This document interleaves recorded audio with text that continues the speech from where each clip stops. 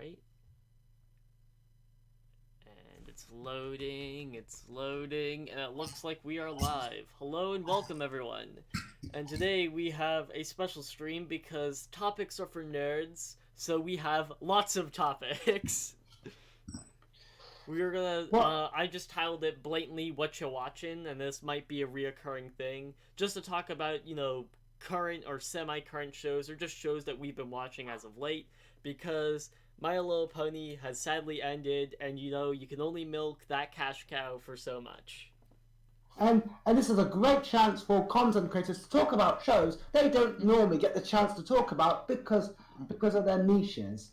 So it's a nice chance for people to spread their wings out and talk about shows they usually don't normally talk about. Basically, it helps all bronies, stop talking about a pony show for 5 minutes. And then, Blue, you wanted to add something? I have an updated vector. Of course you do. Everyone has. Of course he does. I'm gonna go. Okay, guys. Well, if you want to send it to me, you can. Do you want to talk about a good show, or do you want to talk about a terrible show? Because I could go first and talk about a terrible show, or someone else can go first for a change and talk about a good show.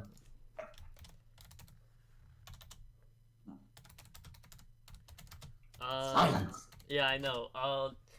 I mean, we can, it doesn't hurt to maybe start with something a bit more digestible. So I'm guessing. Because I have another children's show that I think fits that has a very similar demographic as My Little Pony. If you guys want to start with that. Okay, sure. Actually, you start. Oh, hi, Momo. Hello, Momo. Give me just a second. Let me throw. I just hear typing. This is a very good. Yes, it is a great stream. It's not a stream with Laserhawk if there isn't furious typing every waking moment of my being. Have we not even had an introduction, Radies? Yeah, we did. Oh yeah, or at least, well, not every person. Wow, you're but lacking today, Pat. Damn, Daniel. I know. I wasn't the host though. It was Laser's fault. Laser's meant to introduce people. I'll do it for you, Laser. How about that? Okay, sure, yeah, because I'm already doing 1,000 things. Thanks for pitting me for one moment. Since Laser's doing 1,000 things, and I've just entered because I'm a fabulous person, I am Grandpa Momo, also known as Vegas Galaxy on here, and we are streaming, as you can tell. Who else joins me today? Anyone want to go first? Hi, I'm Laser. I'm dying on the inside. I talked over this other person because I'm a good leader. Sorry, go ahead. I'm Patrick Roby. Hello, I'm Patrick Roby. I do robots and stuff, and you probably don't watch me, but still. No one watches you, dude. No, I know. That's all. We also have Jack the Hero. And it's on the wrong layer. I love the universe. Time to talk about anime. Hell yeah! Anime nerds. Blue is currently dead, and Mr. Left Turn is I'm not also dead. Oh, I lie. I lie. Annyeonghaseyo. My name is Blue. What you find on my channel is Art and Speed Paints, and also soon, Refractive Reviews and Quartz Quarterlies. And I will also be discussing anime. A specific one. Stay tuned. And Lefty is last. I do reviews and the occasional dramatic reading whenever I can get people to do voices for me. Did you get Scott Speed to do to get to the finish, or did you? Oh, you like? I can make so many jokes, guys. So many jokes. You're gonna hurt someone's feelings. Yourself. The ironic thing is Scott Speed wasn't fast. Alright, so everyone is introduced. Do you guys want to get started then? Or are we all good? All settled? Yeah. What's the kids' TV show you want to talk about first? Then. It was something I watched in Disney Plus very recently. I just finished it very recently. It's Amphibia. It's a show about a girl, like a teen girl, named Anne who opens this magic music box and pops out in this world of frog people. And it says, and basically, the frogs can talk and act like people, and the bugs are like Australia, but if Australia was on steroids. Because their bugs, every bug in their world is like the size of is like double the size of a person. So praying mantis is scary, normal size. But imagine if the praying mantis was the size of of like a 1-story hut. So, And what's the name of the show, Laser? Amphibia. Amphibia. How are you spelling that? Amphibian. I can Google it up again really quick. And on AMPHIBIA. That's what I'm gonna Yeah. guess. It's correct. Just take out the NF. Okay. It's just Amphibia. Yeah, here I can copy that into the chat, and then I'll put it in It makes me there. say That's how you spell it. I think if spin off of Naruto, but it's centered around the world that the frog summons cut from. pretty much it's again it's essentially it's one of those like it has the main character from an ordinary world transports to this weird world, and it's just anthropomorphic frogs and toads. I can't remember any other species in that world that possess human-like intelligence. Is it like a comedy, or is it like Well, is it just it's like a lot is it like it's a lot like MLP. It's a bunch of slice of life stories, but like MLP turned up to the extreme. So it goes like, let's take this basic moral, and then we're gonna take this moral that we want to tell kids. But if you fail to respect this moral, you die. So it's like listen to your elders and don't go outside to the pool without supervision. And then they go to the pool and they get attacked by a giant lake monster. That actually sounds like like some of the stuff taught with Japanese mythology. Well, I think it's not even specific to Japanese mythology. It's just just human fables in general. I mean, this is more story-oriented and has better continuity than shows like MLP, where rather than just the season premiere and finale has big, okay guys, we gotta do a bunch of story in 2 episodes, let's do it. This has at least constant references to previous episodes. Even if they're not huge, they will... It's what a bunch of reviewers like constant complain about. It goes, hey, why can't they reference this previous issue? Well, in this show, they will, look back and reference previous episodes. Again, not massively, but they'll say it, and they'll say, okay, we're not doing this again because remember last time? And then it'll, like, show a clip of last time when they almost died. Like Arthur. Yeah. Or like Gravity Falls. In fact, I think even the animation is incredibly. Now that you mention it, incredibly parallels Gravity Falls. So I think it has a very similar premise where it has a very mystical, magical feel, especially because it's a world of frogs. And again, it doesn't. It's got good continuity. It's a kind of mostly a slice of life show. But also has, again, with the continuity, it does have each if not most episode, progresses the plot, the overarching plot, a little bit forward. Even if it's not a lot, it's still showing growth. And they're keeping track of the passage of time very well, because when Anne arrives, she meets Hot Pop, Sprig, and I forget the tadpole's name. Huh. The name escapes me, but it's like a small family of 3. She meets them, and they're like, "Oh yeah, we'll help you, venture past the mountain ridge, because it's the only like unknown place. It's kind of like the border of their country, so to speak. So it's like, hey, let's go venture out this way to see if there's some way to get home." And with that, they have to wait 2 months for the weather to be for the mountains to be passable. So, and they keep track of that of the 2 months pretty well throughout the series. Huh. Yeah, it still makes me think of Gravity Falls as far as like how the story progresses. That. Yeah, and I think that if we're to compare this with Gravity Falls, I think this show has a better, cleaner cut of what it wants to do, because the end of the first series literally says in the end like title card, end of part 1. So it feels like the show itself has a very good understanding of its story. like a lot of good shows and just, books or stories in general, they know how they want to end it, and they probably have most of it planned out already. So now they're just going through the fruition of putting all the pieces together. They know how the story's going to go. It's just about the sake of getting enough money to complete it. Would you say this show is worth getting Disney Plus for, or is there enough good reasons to get Disney Plus? Disney Plus, I'd say that along with this show, being able to watch if you're a fan of the old Disney movies, like I rewatched 101 Dalmatians for the first time in probably over a decade, and I think, and I got Disney Plus for free because of I got unlimited with Verizon, so I actually have it free for a year as well as, but like Disney Plus is probably, you're limited to, Disney exclusive properties, but if you like Marvel, it's definitely worth it because they have most of the Marvel films. If you like Star Wars, they literally have everything of Star Wars. If you don't want to have to go out and buy all the DVDs, I'd say it's worth it because you can have so many people, you can have up to 10 accounts,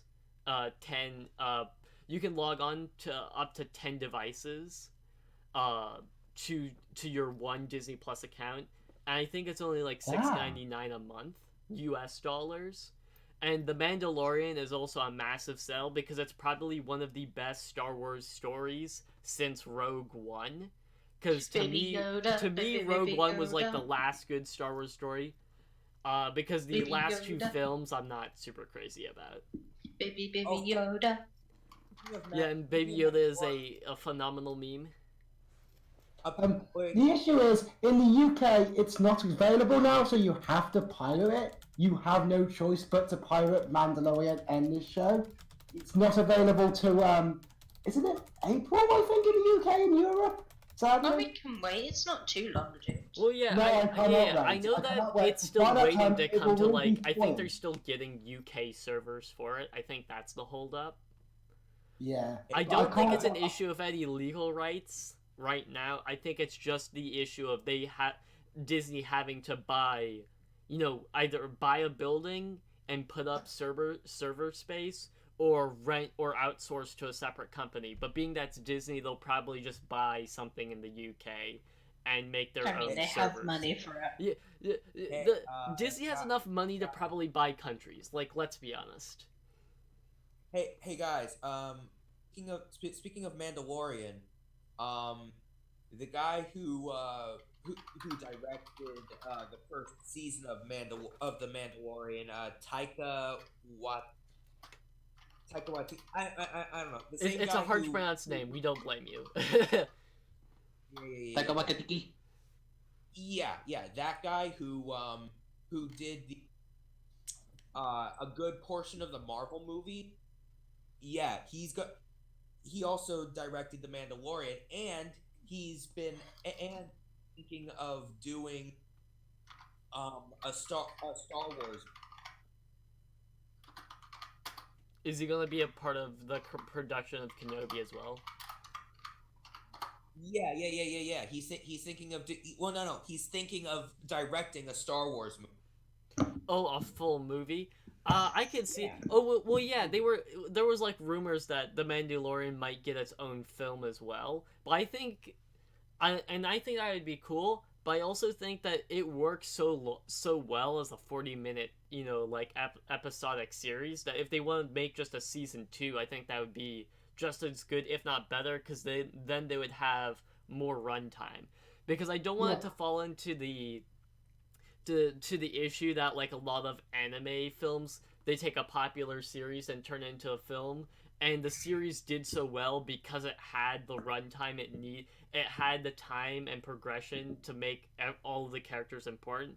I don't want a Mandalorian season to be shrunk into maybe a 2-hour film, because then I don't think it would be done well. Another good example would be, that I agree with Laser.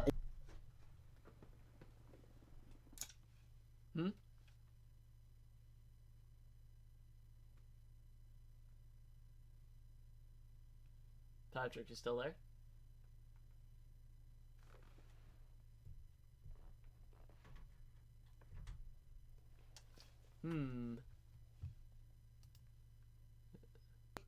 Those four. You sitting down for Sorry, 40 Patrick, minutes. I'm very sorry. Could you try restating that? Because my audio just went silent for a little while there. Oh, so Just I agree with you. summarize. Yeah, I agree with you. Another example I want to bring up was the Simpsons movie. Because that's another case of a TV show being turned into a film where it just doesn't work. I think the film was still I think that the film was enjoyable, but it was it's one of those things where it's enjoyable but not really good. Like you can watch the Simpsons movie and have a good laugh like your casual Like episode, a rom-com. like your casual episode of the Simpsons, but the film was just a overkill glorified episode of the Simpsons. They could have accomplished the same thing with a much cheaper budget if they just made it, a multi-episode series. Just like a small Simpsons arc. And even then, the amount of effort put into the Simpsons movie does not really fit the standard Simpsons episode. Yeah, I think The Mandalorian should stay. I agree with you that The Mandalorian should stay a TV show because I think that suits the kind of show they're Maybe making. if they want to end the series, then maybe make a movie and then just have a short arc to finish it. But if because the movie can be done right, they just can't do the same thing they did for season 1 because season 1 required the sort of slow and steady pace. That's what the show was built on, was a slow establishment, especially because it had to build up a lot of the Mandalorian culture, because most people probably didn't even care about Star Wars Rebels, which helped establish the Mandalorians as well as the Clone Wars. And I think this established, after the Empire, it really had to say, okay, what happened to the Mandalorians? What's the Isn't a Mandalorian Empire? Jango Fett and Boba Fett are Mandalorians? Yes, that is true. Hey, Star Wars facts of somebody who barely knows it. Yeah. Because so the Mandalorians from their first appearance in Star Wars was incredibly vague and has received a ton of attention in the Clone Wars and in Star Wars Rebels, and the Mandalorian, I think, has just been the forefront of that development, just because a lot of people get turned off by cartoons because there's too many people that think that cartoons are for children. Agreed. So the Mandalorian probably did so well as it did, as well as the fact because more people take live action seriously, despite there being many flunks of trying to make cartoon fantasy into live action. But I need to watch it. It's okay. Well, yeah, because but you just have to wait for Disney Plus to be available. I don't know the conversions to pounds. Excuse me. $6.99 US. I don't know what that's gonna convert to into British pounds. It's gonna be converted to £8. I wonder if I can cheat. Piracy, because we stole your tea. Ha ha ha. Piracy in the country that literally requires you to have a TV license. Yes. I wonder why. But yeah, so off of that massive side rant of The Mandalorian, Amphibia's good show, and I think in terms of is Disney Plus worth it, I would say that it depends on how much you liked Disney Plus and just Disney productions as well, because it's an issue with having Netflix, Hulu, and a bunch of TV providers are switching towards subscription services, which is slowly making television more expensive than it was to just have TV, which was the whole push to selective subscription services. So who dares join this? It's the director. He found his way to the Discord. Oh no. Hello there. It's not on here. The silence. Perfect. How the world did I get here? we're just ranting about is Disney Plus worth it. And again, as I was saying, I would say if you really like Disney stuff, it's great because they have all of the episodes of Star vs. the Forces of Evil. They have Amphibia, the first season. They have all of Star Wars. So if you like, and because they they own Pixar, if you want to see, if you love Pixar, Marvel, Star Wars, or just like the cartoons that they make, I'd say that it's worth it. I would just argue that you'd probably want something like Netflix and Hulu as well, just so that you can diversify the content you want. So like Disney Plus will not replace Netflix because of how, despite Disney being a massive company with so many properties, Netflix just has the standard deals and partnerships with other properties. So Netflix will always be more expansive than Disney. Who am I eating?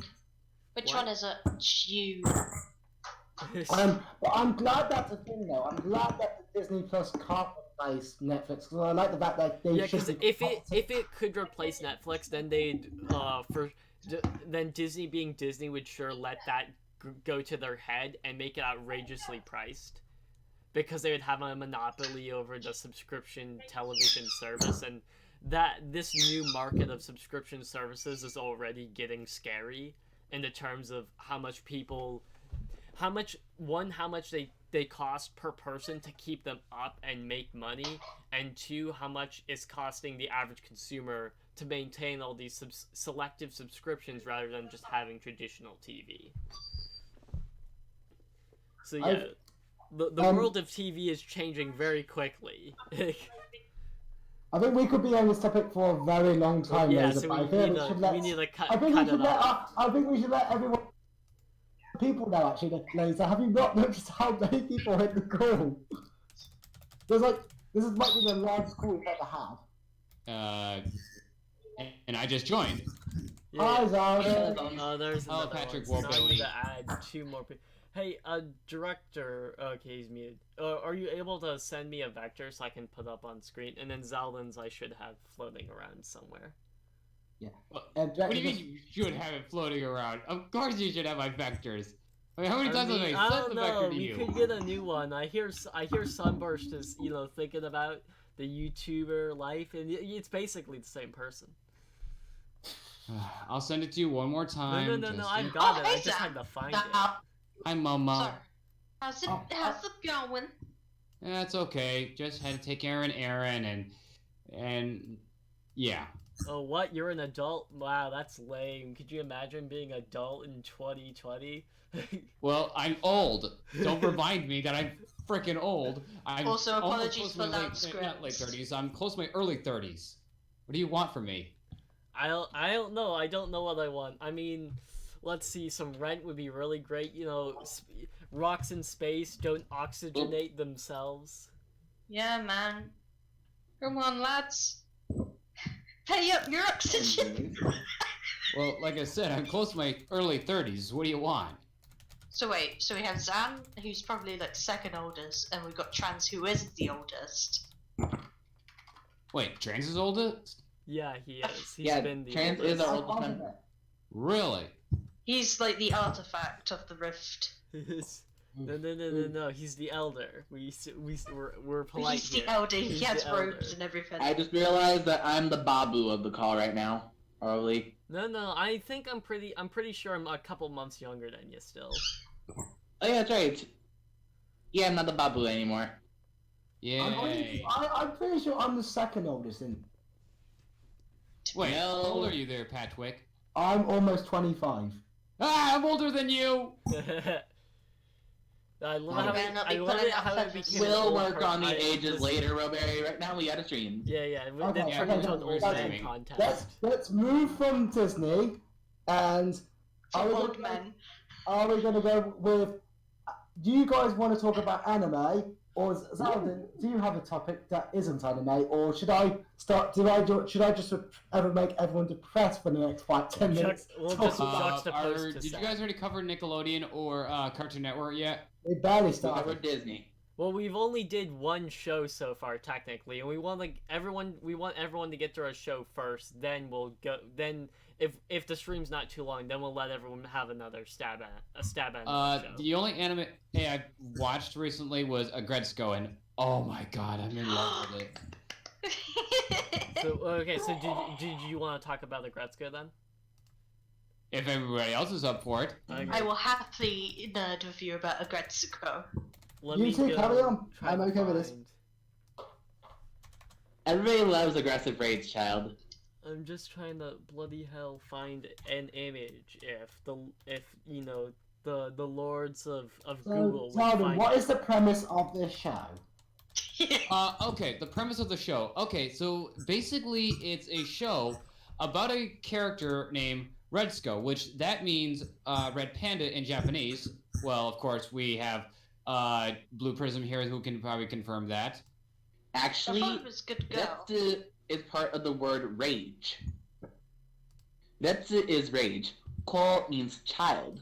Damn, Google I did it. translate. Why would you Never trust trust Google Translate when it comes to Japanese. Google Translate only works, somewhat well for European nations because it was made by, white people. Explain them. Anyway, so Retsuko is basically a girl who is, if I remember correctly, 24, and she lives by herself in an apartment, who has to be an accountant, of course, but however, she's also been constantly bullied by her boss, Tone, who is literally a pig, and her other her other colleagues as well, except her supporting cast members, Haida and Feneko. Haida is voiced by Joseph Joestar. I hope you will enjoy this fact today. Wait, who's Haida? Wait, Haido's the coyote guy, correct?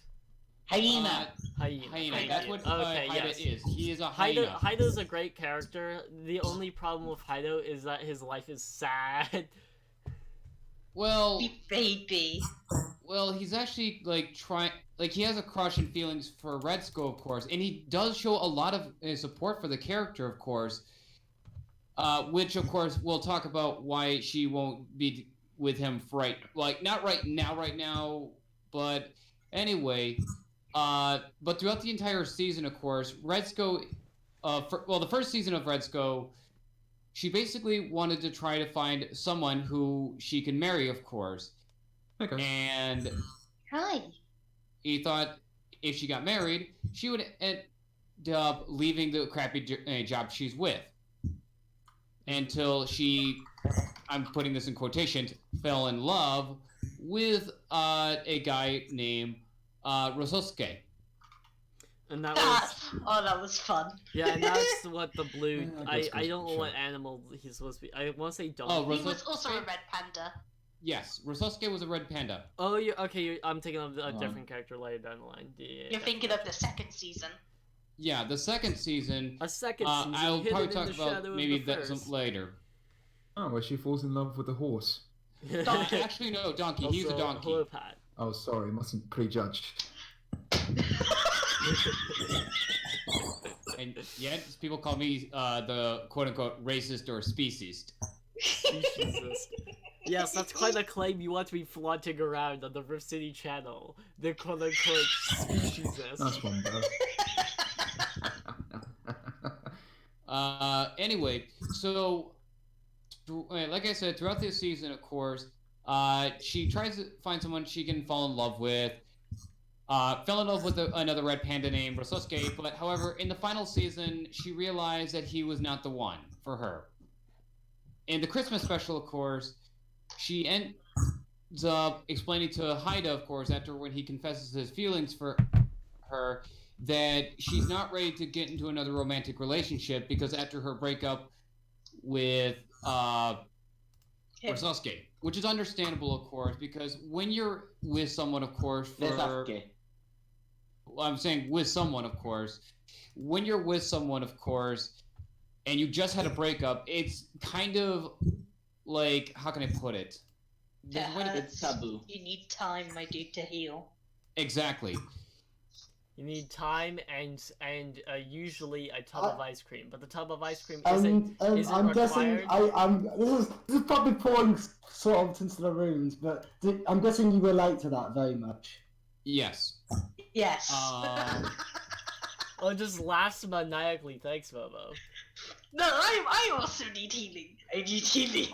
I need you. Okay, Genji, calm down. Sorry, continue. Why are you so scary? So, season 2 had to be one of the best seasons, of course, in my opinion. But the only minor issue I had with season 2 was the season finale, of course, where it was kind of a rehash of season 1's season finale. Basically, she realizes that the guy that she was with was not the one, and she basically had a death metal karaoke breakup. Yeah. She had that with the first one as well. Well, I think I think it's an issue with Netflix shows in general, is the fact that they always make a strong first season, but Netflix, and I think this is where Amphibia does better than a lot of other cartoons, is that a lot of the Netflix originals don't know when they're going to end. They just keep them going until the show runs its course. So shows like Voltron started really strong, but then got progressively weaker. And the ending was still pretty good, but like Voltron could have had a stronger ending if the show ended sooner, because the issue was they ran the show until it started to drag on too long and less people were interested. And they're like, okay, we have to stop Voltron now, we'll make something else. And Aretsuko had a very strong first season, but when they made a second season, they're just kind of, and I think it was strong for the most part, but like the ending is just like, we have to make it open for another season so we can milk Aretsuko for as much money as possible. I guess that makes She-Ra kind of weird because its first season was pretty good, but flawed, and then all the seasons after that have been amazing. Very sad example of this, because the first didn't She-Ra get a bad rep? The first season was great. Because, the second season was good. First, then the third season's out, just like why haven't. The third season's just like why haven't we stopped yet? The third, if we did the rule of 3 with She-Ra would have been great. It's also falling into a similar Netflix trap, because Netflix, you know, it's a company. It's trying to make money, but unlike most shows, Netflix really pushes its luck with their they put a ton of money into the writing, into the animation. Netflix puts good time and money into their originals, but then they just don't want to let them go, and then the shows get run down for too long. There is a name for it, Laser. It's called Red Dwarf Syndrome. And no one Red knows Dwarf is a show that never ever ends. It's still going, and it's been going for the last 30 years, and they don't know how to end it. Now on season 14, because Dave doesn't know how to end that show, and the guys who used to do it are now like in their 70s. The same 4 actors who have been doing it for 30 years and now in their 70s, still trying to do really weird comedy. It used to be amazing. Red Dwarf used to be one of my favourite comedies. Now it's also Simpsons is another good example. A show that's gone too long, but I think Red Dwarf did it. I'm trying to think, do I have a non-true vector in here? I don't think I do. Non-true, could you send me a vector? Rude. Okay. But yeah, I don't know exactly who you're referencing, Patrick, but I understand what you were trying to say, in the sense that, yeah, you're I think too Doctor American Who to know what suffered Red from Dwarf it too. Doctor Who Pat is Rex from know what Red Dwarf is. Yes, I know. Pat Rex probably loves Red Dwarf. Although, is it okay if I kind of backtrack a bit? Because I know it's kind of a dead horse to compare She-Ra to Voltron, but it feels like it is actually doing a lot better, and that the creators actually seem to have a plan. The characters are developing. They're not introducing new characters. I feel like threats rather than, oh shit, we called off our main villain. Let's get this general guy. His son. Oh dear, we killed his son off, even though he was Voltron alluded. She-Ra alluded to there being a greater evil, and then there was. Voltron. She-Ra's in like. Sorry. She-Ra's in season 3, yeah. So it's still shorter. But it's I was gonna say it's in like the same universe as He-Man. Yeah, except well, they don't have the rights to actually, He-Man right now. it's the same creator. With He-Man and She-Ra, I watched a bit of the old He-Man because it was one of the things that played on the few channels I had when we didn't have cable. And He-Man has interacted with She-Ra, but only when they traveled to like another dimension. They had to use some sort of teleport magic to ever be in contact with She-Ra. They're Or- not or on the just same in- planet. or I something. don't even think they're in the same universe. They have to like cross universes Excuse me. to when they've ever Bless your interacted. face. Yeah, that was kind of a plot point in She-Ra that Etheria is separated from the rest of the universe. Spoilers. Patrick, Come on. Pat, no spoilers. I mean, Minor really? spoilers. Yeah, Zaldin, you didn't just talk about the entire plot of Agretzko. That didn't happen. We have to You know. prompted We have him. to know. What were you expecting? There's a racing. There's Mr. Lefty. He's got so many spoilers. It's God, insane. God, no. Yeah. I It's have time funny to stop, joke. Pat. Is funny joke Funny indeed. joke. Funny Wait, where's joke. Lefty anyway? Lefty, Funny you there? joke. Yeah, Kind of, You the sound whole, tired, dude. the whole. I work 4 p.m. to 1 a.m. Yes, I'm tired. Who is this man? We'll the let you whole, go next, Lefty. Don't worry. the whole heroes like related, heroes that are somewhat related to each other, not related by blood, but I mean related by like franchise or whatever. Being in different universes, interacting with each other, kind of reminds me of the live action Flash show. The live action Whatcha? Flash. Yeah, the live action Flash show and its Oh yeah, interaction. yeah, because and they're having the Crisis on Infinite Earths. That just happened. I'm pretty sure. So yeah, DC has done a pretty fantastic job with their live action shows because they can't make movies to save their lives right now. But the shows, they've made a pretty fantastic universe. The only thing I don't like about the shows is the fact that whenever there's a continuity error, they just blame it on the Flash and move on. Damn it, Barry. Pretty much. Because I thought this I was haven't watched wait, Flash in how ages, did I should really pineapple catch get up. on my pizza? Flash? I have not watched some of these shows, so I'm avoiding the conversations. Oh, Blue, you might like the Harlequin show? Possibly. Oh, the Is cartoon. that- Yeah, I want to watch is that the too. one with Tara Strong in it? And she's Wait, did someone say senpai? Did someone say Yes. senpai? Who said senpai? Is that the other one that she's in? There's like 2 of them going on. I thought Wouldn't you Tara see I'm Tara gonna Strong was in send you a link. Suicide Squad, wasn't she? Wasn't that Tara Strong, or am I thinking of someone else? Hey, guys, Tara Strong voices Harley in DC Superhero Girls, but Kaylee Cuoco, I think, voices her in the show. Kaylee Kuoko. Yeah, that's the Yes. one. But she was Penny on Big Bang Theory. That's the only reason. Oh, I know. yeah. Good thing her career's moving up now. Although, Hell yeah. actually, after Big Bang Theory, the only way is up. Bingo. I find Pat Rex, someone else who doesn't like Big Bang. I actually enjoyed Big Bang Theory. I never thought it was an amazing show, but it was one of those shows where, again, it wasn't. I feel like I'm saying this a lot, but it goes. It's not one of those shows that's good, but it's enjoyable to watch, or at least it was for No, me. I don't it's watch not Big gonna It's be- your opinion, even though it shows you have shit taste. It was decent for the first 3 seasons. Then they just stopped giving a crap Well, yeah, about I never quality. properly caught track Quality? of it. What's that? So every episode to me just seemed very standalone, and I just enjoyed if I found it and couldn't find anything else to watch, I'd have it Big on. Bang Theory is the epitome, or the perfect definition of a background noise show. You can put it on and listen to it while you do other stuff. My main problem is just that I can't stand shows. It's the kind of show you watch if you want a dumb idea of what. It's way too popular here. Big Bang. I was gonna say some of the science in it is true though, so There that's are what so I'm many happy better about. British comedies you could be watching though. You could Shut be your face, Pat! Ow.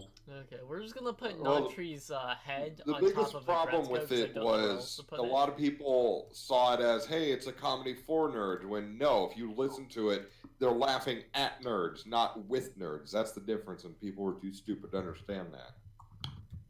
Yeah. All right. Anyway, so now that in casual riffy fashion, we've completely ignored Gretzko, the current topic. I think we've run it into the ground. Are you guys ready to move on? No, let's talk more about Gretzko. It's awesome. Hey, no. Okay, so now Zeldin's Also, having where's a war my with face himself. on there, my dude? How dare you?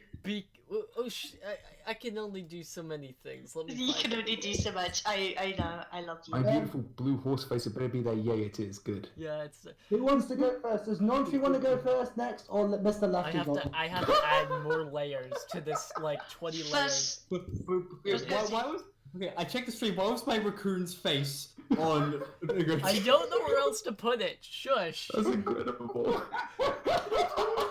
It doesn't fit Does anyone anywhere. need to You're a leave? floating Someone head. screen I cap might that, as someone well screen have fun cap with that. That's too perfect. I can be here all night. it. I'm just asking in case someone needs to like just hit and run basically. Here, wait. Anyone? Alright, it doesn't matter. I'm just trying to figure out where to put things here. Nope, that's too far back. Oh wow. Sorry wait. if I broke anyone's ears with my laugh. That's just incredible. It's fine. I think my laugh is way worse. Yes, let's all Everyone talk does about that, our not self-conscious true. laughs. This seems like a healthy, Oh, I know I laugh like a demon. My laugh has been described as a dying seal. I Also, I think just nothing noticed can get that as the whole bad. thing was that- Anyway, would anyone like to talk? Does anyone have another show they'd like to talk about then?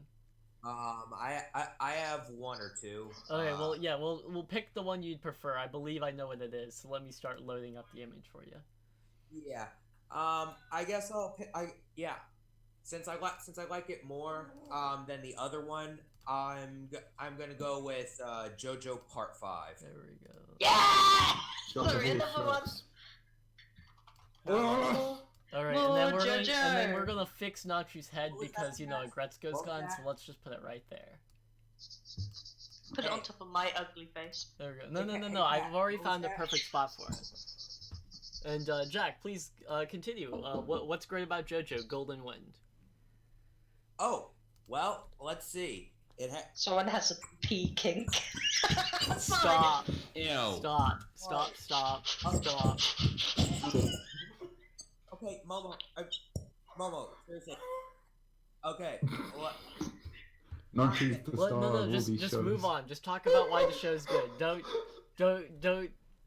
encourage it. Just move on. Nonchi, how does it feel to be best girl? I mean, on another server, that's literally my nickname. So. How fitting. What? Hey. Oh my god. Do I get to? Okay. Anyway, like I was saying, JoJo is a very weird show, especially with Part 5 and the various. Okay, so basically this guy named Giorno Giovanna, he is sick and tired of the mafia selling drugs to children.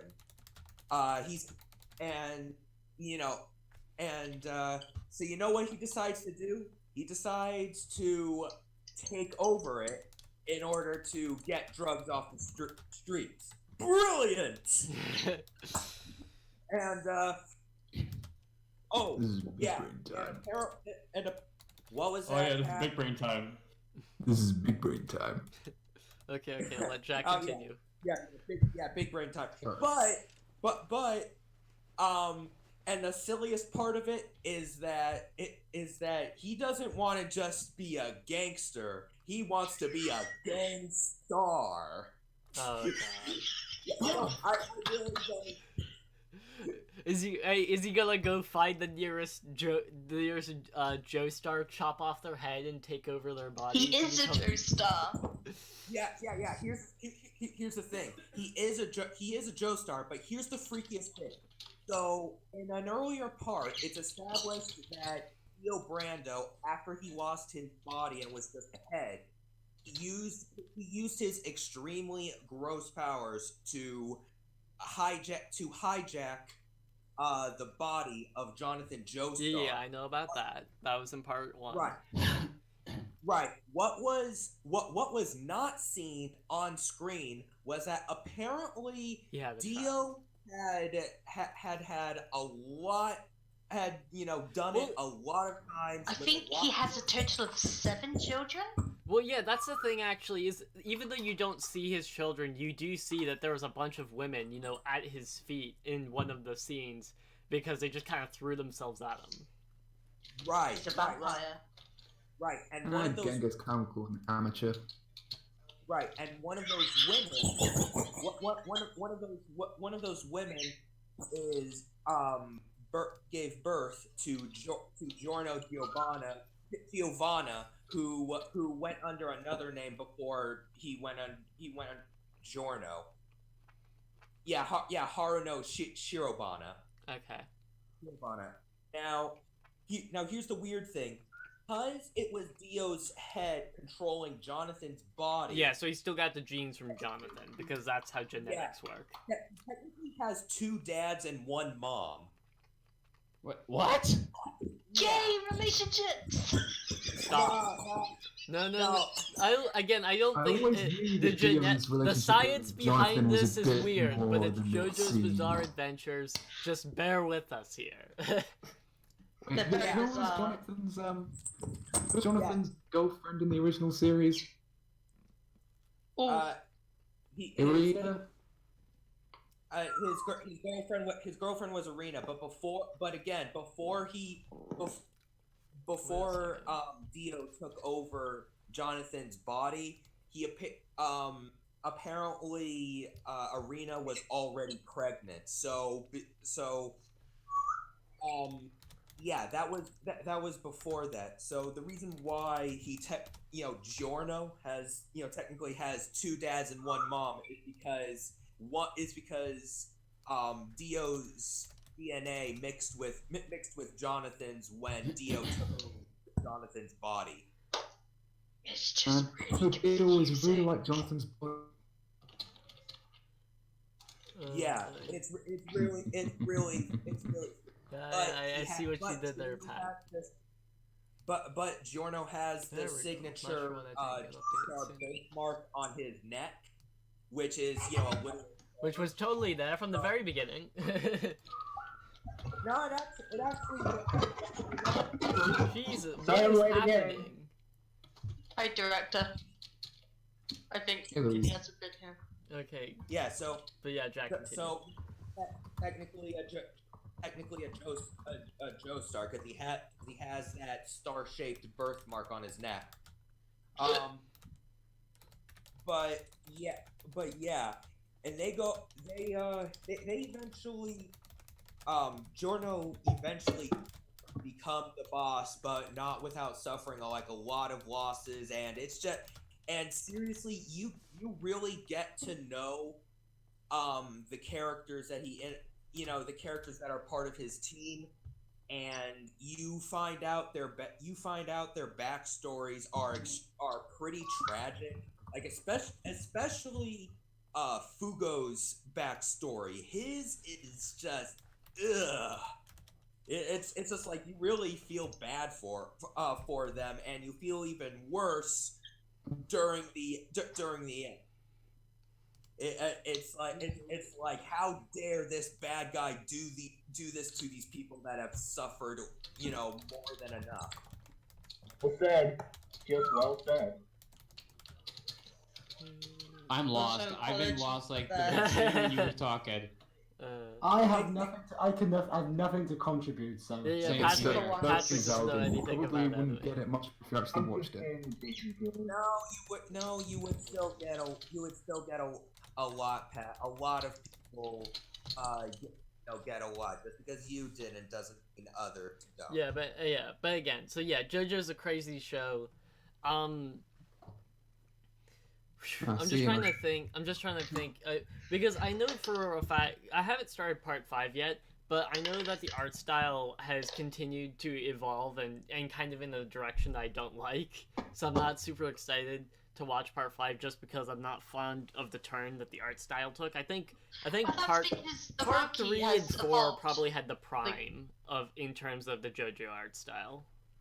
No, actually, well, I mean, as far as art style is concerned, from what I can tell, the art style of Part 5 kinda sorta mimics a little bit of the art style of Part 3, because Part 4 kind of had the Became soft. I'm back. yeah. Okay. It's softened a lot of the hard edges and made the lines a lot thinner. But in part 5, it kind of returns a little bit back to the slightly harder edges and a little bit more detail in facial structure. Yeah, I just don't like what the what they did with the shading though is just kind of weird. I'm not a fan of what they did with the shading. Because that made, specifically in the faces. The faces are what got really weird. The body types, I think, are more natural now. Especially because they changed how they did the shoulders. Yeah, the shoulders, I kind of like that they changed it from big tires to... Literally all of Stardust Crusaders, literally all of them had you know, literally what you said, tires as shoulders. It was hilarious though. That was mostly because at the time Araki was very into like Fist of the North Star and stuff, so it was heavily based off Fists of the North Star. Yeah. Oh my wammo, Shinderu. The only thing I could say about JoJo, it reminds me of that weird Sega game where you can sing karaoke and you go, what's it called? It's a very popular Sega game. Maybe you should have started there. I can't think of the name of it now. Yeah, I have no idea what you're on about. Sorry, Patrick. Nope. Yeah. But hey, speaking of music, if the JoJo songs are great. If you want a lot of musical references, and also you really analyze, you'll like JoJo. But so if you really analyze what some of the characters' abilities are, you can you know what the song they're referencing is. Yes, that's the favorite part. You can kind of see that Araki really put a lot of thought into the character's ability, such as Aerosmith.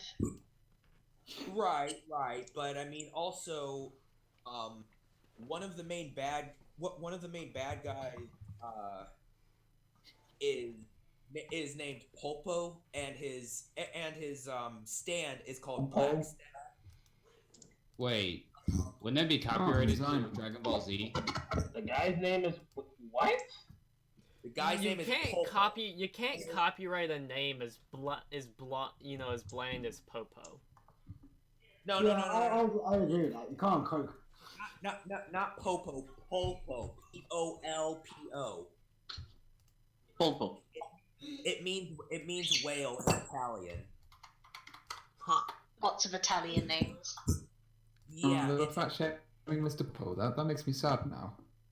Yeah, part 5 takes place in Italy. There's a lot of Japanese names. There's Bruno Bucciarati. There's Panacotta. Yeah, a lot of them are also named after Italian dishes. Yeah. Oh no, So, it's gonna be like Dragon Ball, how they're all vegetables. As you said, panna cotta, Fugo is strawberry panna cotta. There you go. Yeah, and there's also a bad guy named Prosciutto. Hey, he's literally a type of ham. Yeah. I'm feeling hungry now. Yeah. Food. So yeah. Don't get me started. I'm a foodaholic in my domain, so please don't get me started, Pat. Let's get it So started. let's talk about how Kakarot's a carrot, Radish Let's is a talk radish. about Blame food, shall we? JoJo. And then, wait, sorry, wait. yeah, Patrick. Sorry, not Patrick, my mind. Jack, go ahead. Yeah. So with Black Sabbath, if you know anything about the band, you know that the way Black Sabbath got their like signature sound for how they do music is that one of the lead guitarist, he got a really bad injury while working in a metal shop or metal something or other. Yeah, his fingertips got Yeah, his fingertip got cut off on his ring and middle finger, Huh. and he couldn't. I'm a music nerd, so I know all this stuff. Hello. So the way Hirohiko Araki incorporated that into Polpo's Black Sabbath ability is basically in order to activate it, he bites off and then regrows the middle and ring finger of right hand. Oh, that's Yeah. cool. I never Yeah. noticed that until just now. Yeah, and let's see, the bad guy Yoshikage Kira. Killer Queen! Yeah, his ability is called Killer Queen, and it's the ability to touch anything and turn it into a bomb. And that is an obvious reference to the line, gunpowder. Dynamite. Yeah, Gelatine. Yes. Gunpowder, gelatine. Dynamite with a laser beam. Guaranteed to blow your mind Anytime! Alright, we get Thank it. you, I Queen can't is sing. good. We can move He on. also has then a second one called Killer Queen Bites the Dust. And he also has Sheer Heart Attack. No problem. Wow. Okay, see you, Zeldin. Bye, Sal, we love you. I mean, we could be here with Queen jokes for a Yeah, while. I think These are the I names think of we've his milked. stats. I think we've milked JoJo for enough today because we've probably been sitting on this one for like 20 minutes. You're milking JoJo. Stop! Stop! They do have some titties. Stop! Alright, so Jack, do you have any closing thoughts about JoJo before we move on? Worth a watch. Okay, my closing thoughts are: if you want a good story with some funny characters and crazy stuff going on, and I mean like legitimately crazy stuff going on, watch JoJo. You will like it if you're into that stuff I meant. Alrighty, and then let's see. So is it since it's already been about an hour, is there anyone on a time constraint that needs to like speak sooner before they have to go? Because I'm thinking UK probably.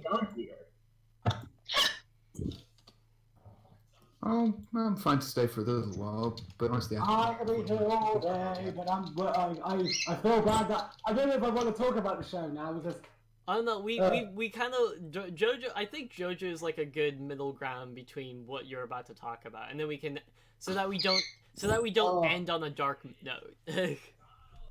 Okay, let's talk about Doctor Who. Jesus. Okay, I was gonna say apologies for bugs.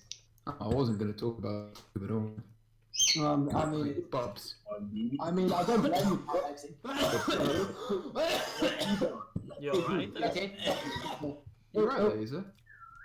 Well, that Wait, wasn't was me. that Someone's Laser? dying. Who is? Don't worry, Don't worry, I was just joking. Don't mind me. Oh, okay. That's okay. Okay, sorry. Got Does there in anyone the know end. how to perform CPR? What? Got there in the end. Okay. Hold on. Oh, a phone call. This is just what I wanted right now. Give me a moment. You guys continue. Okay, so where does one even begin with Doctor Who at the moment? If you've left the so series, much I better. don't blame you. It is that. Let's talk about Organ 55 and probably the worst episode to ever air on TV ever.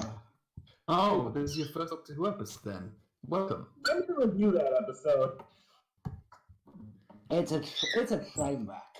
It's a train wreck and a half. Those Warriors of the Deep Twin Memory. I'm Hellbent. Oh, far worse. I don't know. Do you want me to say Benny 18 more times or? Yes, please. It's a great meme. No, it's not. Fam. No, Benny is Fam. still. It's still. Also, a good climate change message until the Doctor started speech lines to the camera. No, I like the message. It's just hit of you like a sledgehammer. It's like, yeah, this doesn't fit the story at all. You just. Why would they reference that song? No, it did fit from the start because it's just a bunch of unaware, self-obsessed humans lying about in comfort while world burns around them. Yeah. That was brilliant. but then they do. It's just, it's in a story that just didn't need. It's over convoluted nonsense and nothing makes sense. And I mean that in every bad way possible. It starts with one plot and then changes completely halfway through for no real reason. It's They're running away from monsters for the whole time. That's the plot. I'm talking. No, but they just don't set up anything. They don't tell you anything about this. They don't give any intrigue about this place they're going to. There's no build-up. They don't let the characters relax. The issue with Doctor Who is there's no time to stop. Establish the characters and their bonds. And No, but if this was a proper good episode of Doctor Who, you know what would have happened? They would have 5 to 10 minutes to explore Which space. episode specifically Which you're is talking about? Happened. No, it didn't. No, it doesn't. Yeah, he gets straight away invited. Wait. So which episode are you talking about specifically? Organ newest 55, the most recent one.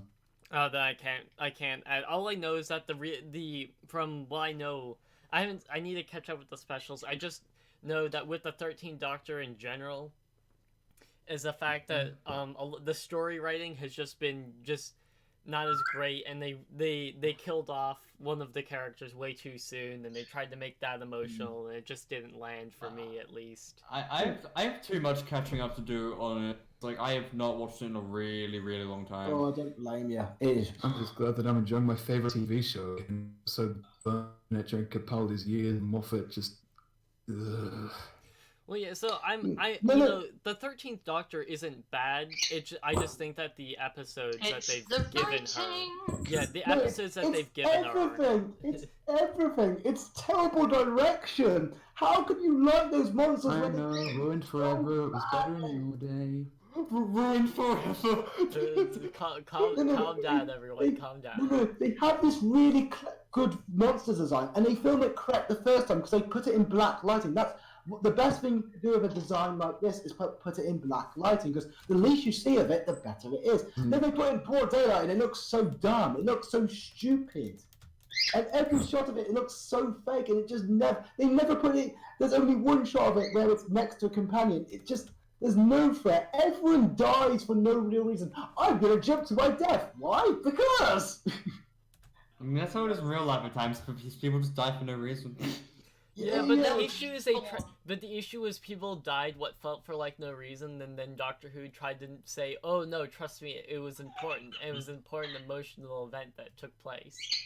If it's not obvious, I'm honestly not able to make join a serious discussion about shows.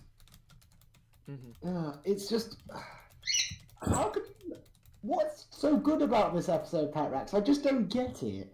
I don't think it's that good. I thought it was a mixed bag, but I like the characters. I thought the monsters were creepy, and the show really did a good job tackling the climate change more right now. Even No, it did not. Said it was No, it did not. It hit you over the head with a barge pole, and it retconned the entire episode. Something Doctor Who should never do.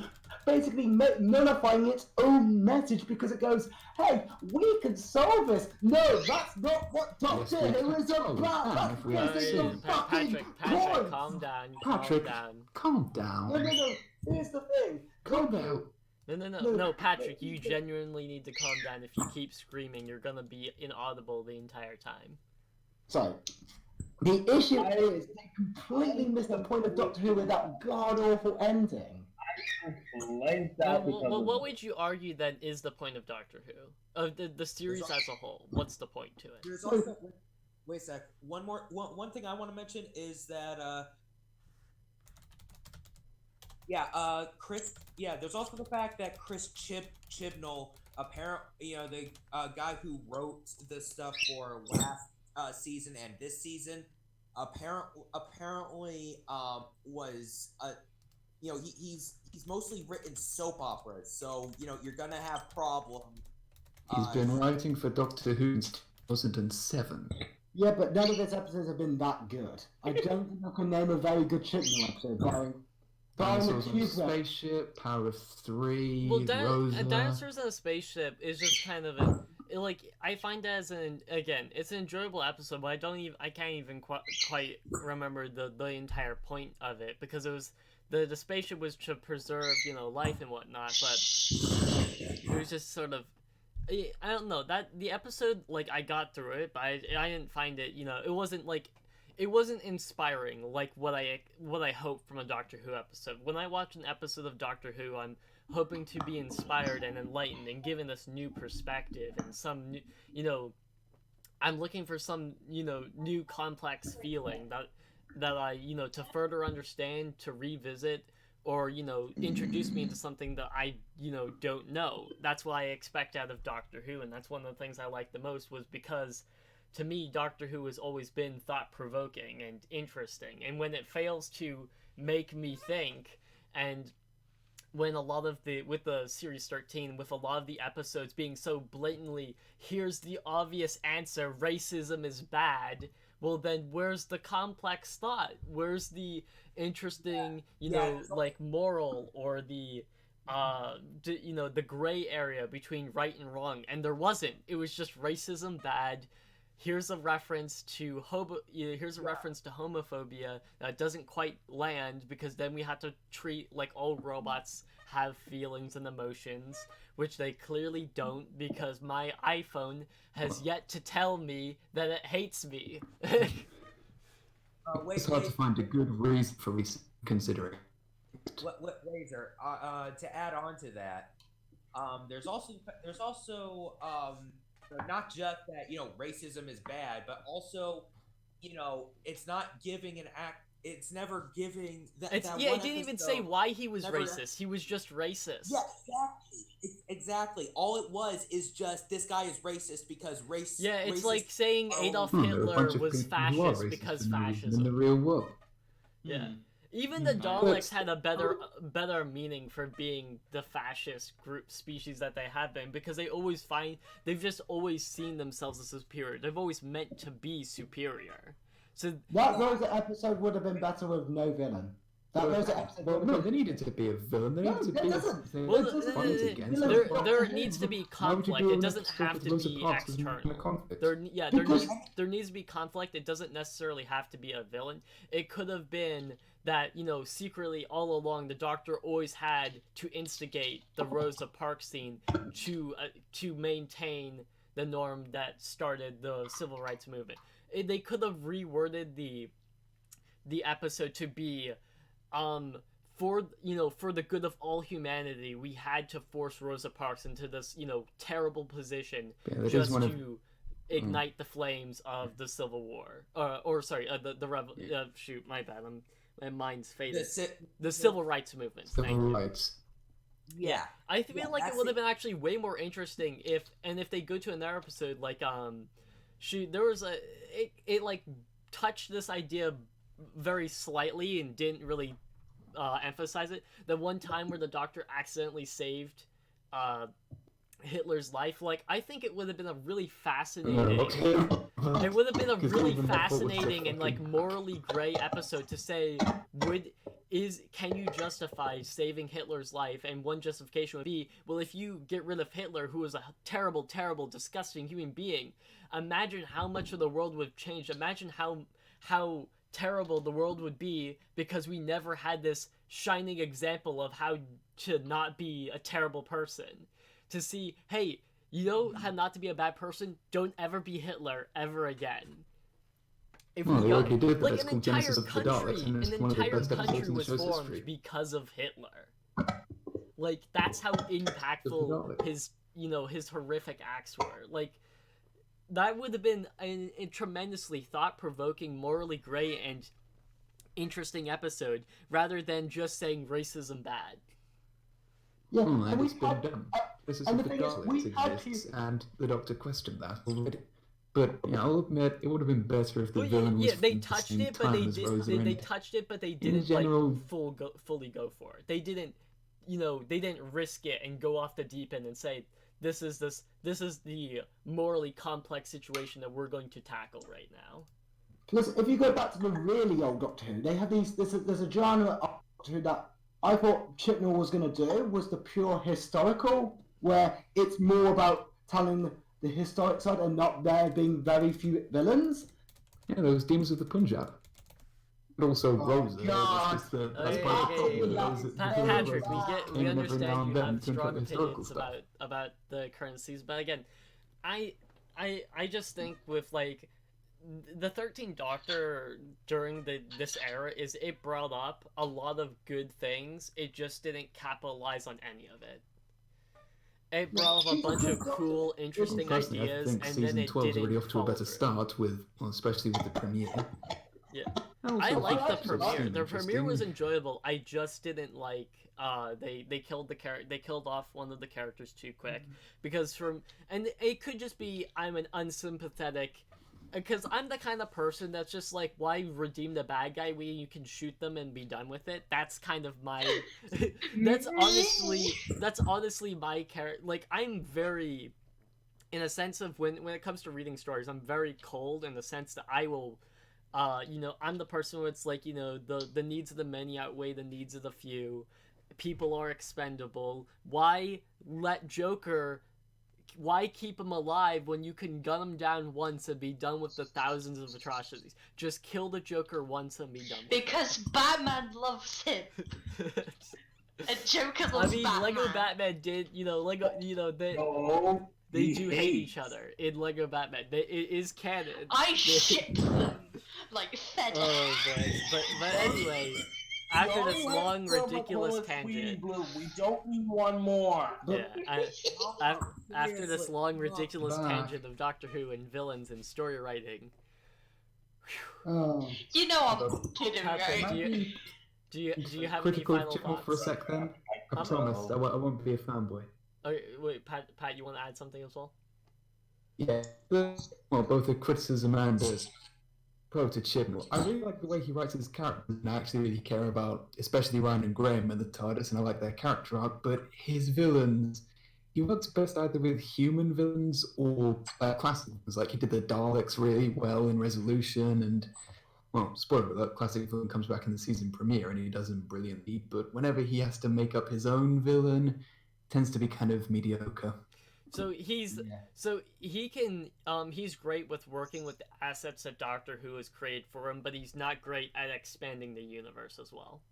Oh, I'd say only with antagonists. With Well, actual just... he's not good at so he's just not good at creating villains. He's good at writing a villain.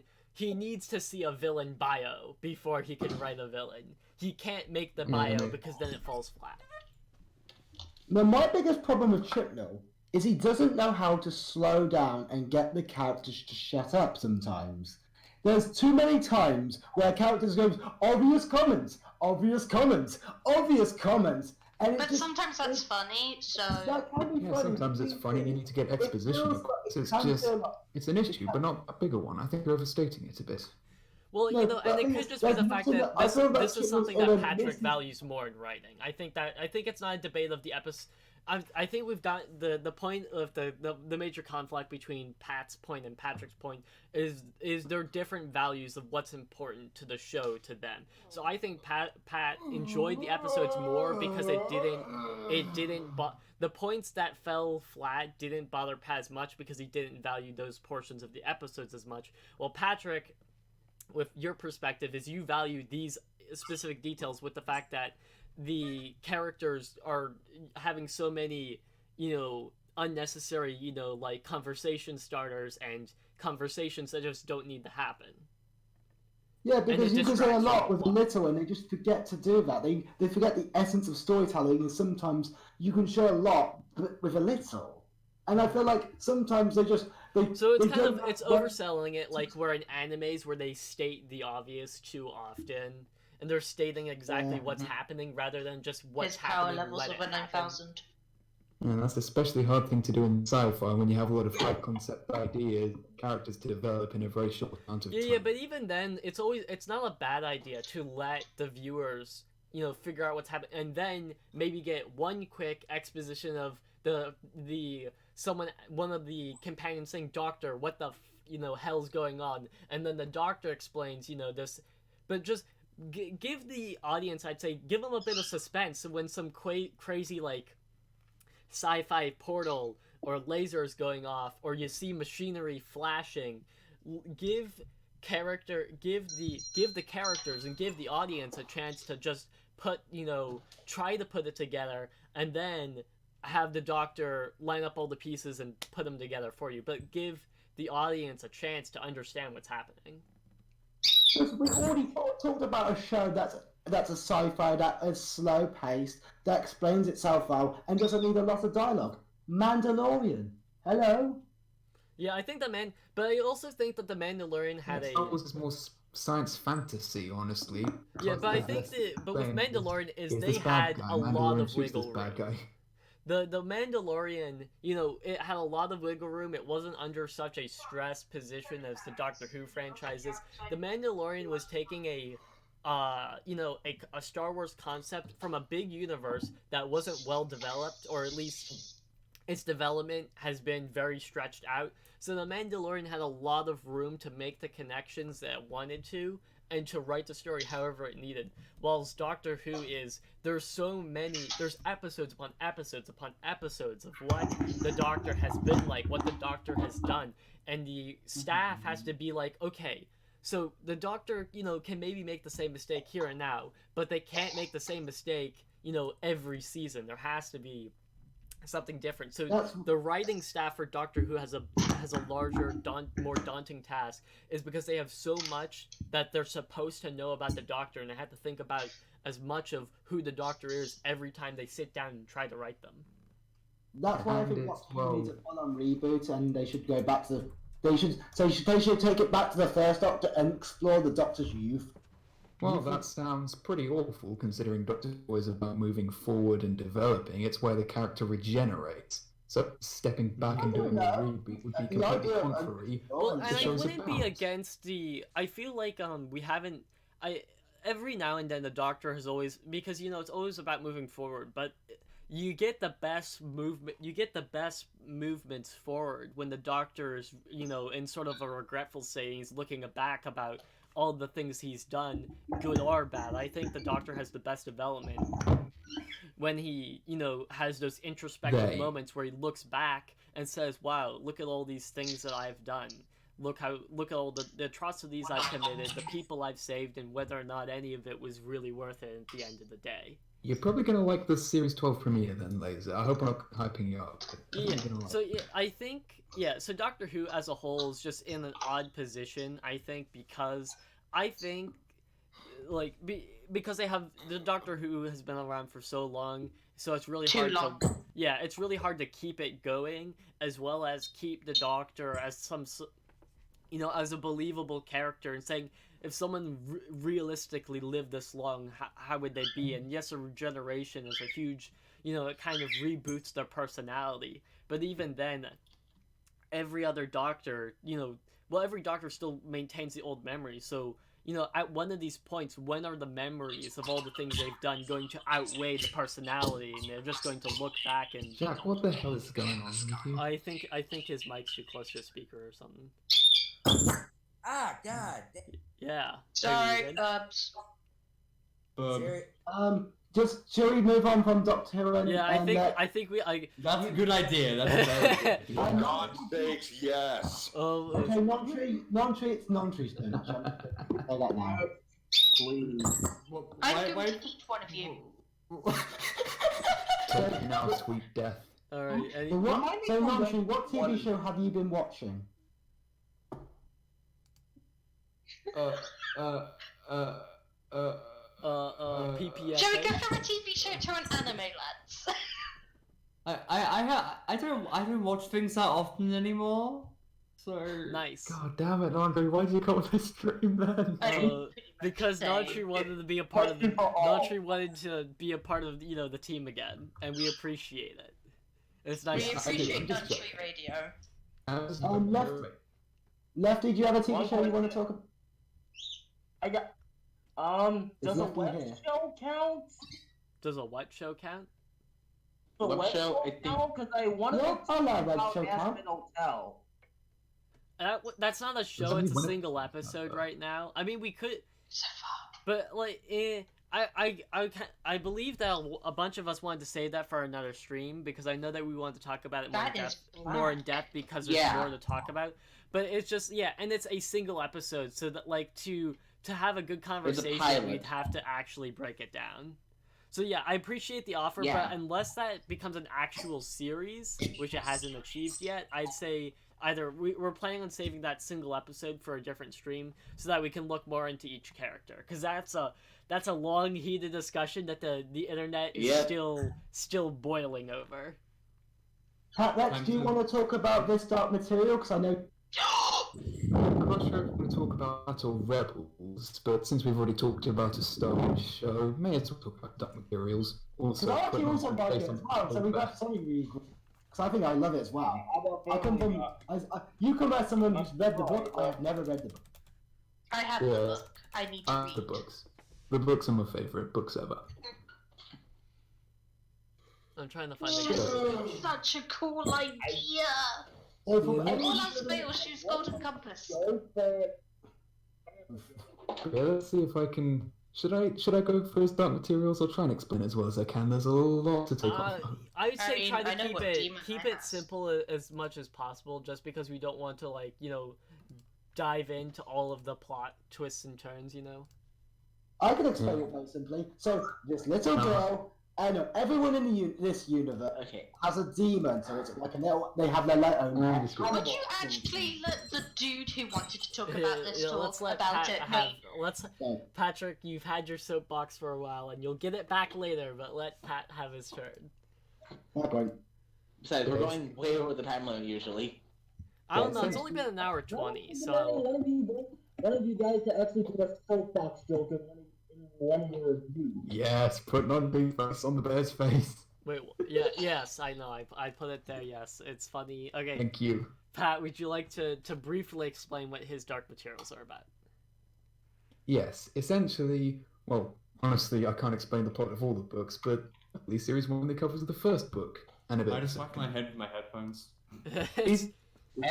Patrick, if you're talking about the book, please do not make me pull up the Homer Simpson nerd reference. Please do not make me. Well, I'm with you. It's a great book. You don't need to be a nerd to appreciate it, but it's a story set in a parallel universe, quite similar to our own, but one where people's souls walk outside their bodies in animal forms called demons. And mostly focuses on this girl called Lyra, whose friend's kidnapped by an organization called Cobblers, attached to the fantastic, overly powerful, quasi-religious government of Herbo called the Magisterium. So she journeys north to rescue her friends with allies like a bunch of gypsies that go on boats, a cowboy in a hot air balloon played by Matt Miranda, and a giant talking woman called Barrett Bernison, who is the best character in anything ever. Mm-hmm. I will agree. Good boy. So, yeah, I think that is a good kind one. of get that, at least broad strokes of it. So then, so then, what's the basic premise of the story? What's the significance of the girl? What's the conflict? Oh, She wants to rescue her friend when he gets kidnapped. And Okay, also so she she's has chasing after a kidnapped friend. Yes. Okay, that's a lot interesting. of kidnappings. And it's hard to express how much I love it, because it was so many things. Our growing up, the nature of the soul, self, if you can regain yourself. Okay, so On all the so not only does it have a physical conflict of chasing after and trying to regain a friend, but it also has it also possesses I guess it's also to do with children, and that this is a very stressful situation.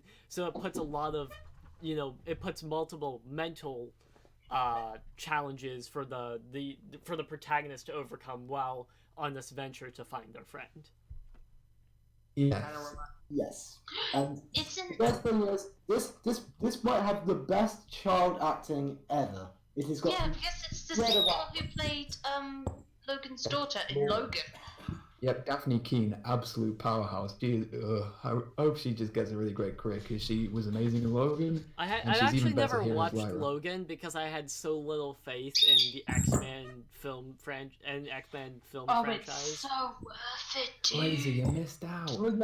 All I know is that Logan doesn't know how cars work, because there's a car chase scene with a bunch of quote unquote electric cars that were actually all gas, and therefore the motors don't sound right. So I literally know that. Well, when one of the reasons I know that the CG they did for one of the scenes was fantastic, the face swap thing, because deep fakes are a phenomenal step forward in cinematography. If you need me to, I can send you a link to the film. Yeah, but like, so yeah, maybe I'll watch it, but I just know that like I just don't have a lot of faith in the X-Men brand in the film universe of X-Men, because they've really just, it's gone on for way too long, and the concept of time has always been kind of has been pretty wonky with the X-Men films as well. True. Ever Yeah, since is Days it of okay Future if I Past, everything kind of- went haywire. Can I kind of get us back to his Dark Materials? Because I sorry, was just go going to ahead, of fanboy about course. how it has Sorry, a. that's my It's fine. fault.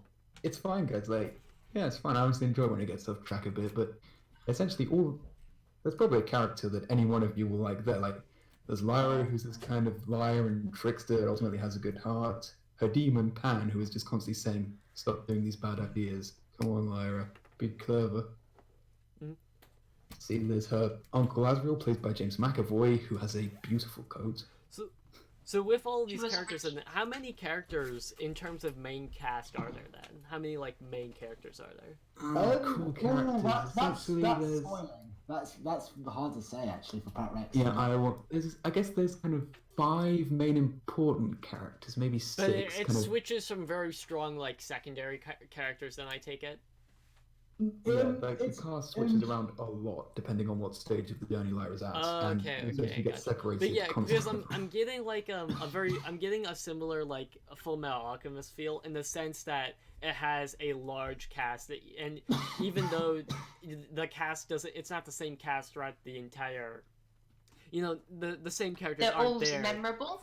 They're not all Yeah, there at all Lyra- times, but that each character is well developed and has its own has a strong personality, and they have large impacts on the story. They're not just hey, here's a random character to get us from point A to point B. It's here's everything. Here is this character as a person as we travel from point A to point B, and they are a key element to getting from point A to point B. We wouldn't be there without them. Yeah, this is basically an episodic TV show that has no filler. There is no filler. Every single second is used so perfectly. So yeah, so Every single bit of it it's is entirely plot driven. It's not it's not a slice of life. There aren't like joking throwaway episodes. Each episode contributes directly to the plot. Yeah, and Laser, actually, I think the Full Metal Alchemist comparison is very apt, because basically the only character constantly, or actors technically, are Lyra and her demon Pan. Other than that, she's just constantly going from one character to another and having really great dynamics with them. So it's a diverse selection of strong it's a strong collection of characters that progress the plot with every step. Yeah, actually, my favorite episode is probably the slowest, but mostly because it takes the characters, in particular Lee Scoresby, the character about before, and Yorick Burnison, because actually Iris goes to rescue her friend and all the other children that is with a bunch of poorly armed and kind of tired Egyptians who have just been traveling for days, don't have passages, so they need them goodbye, and also big friggin' polar bear.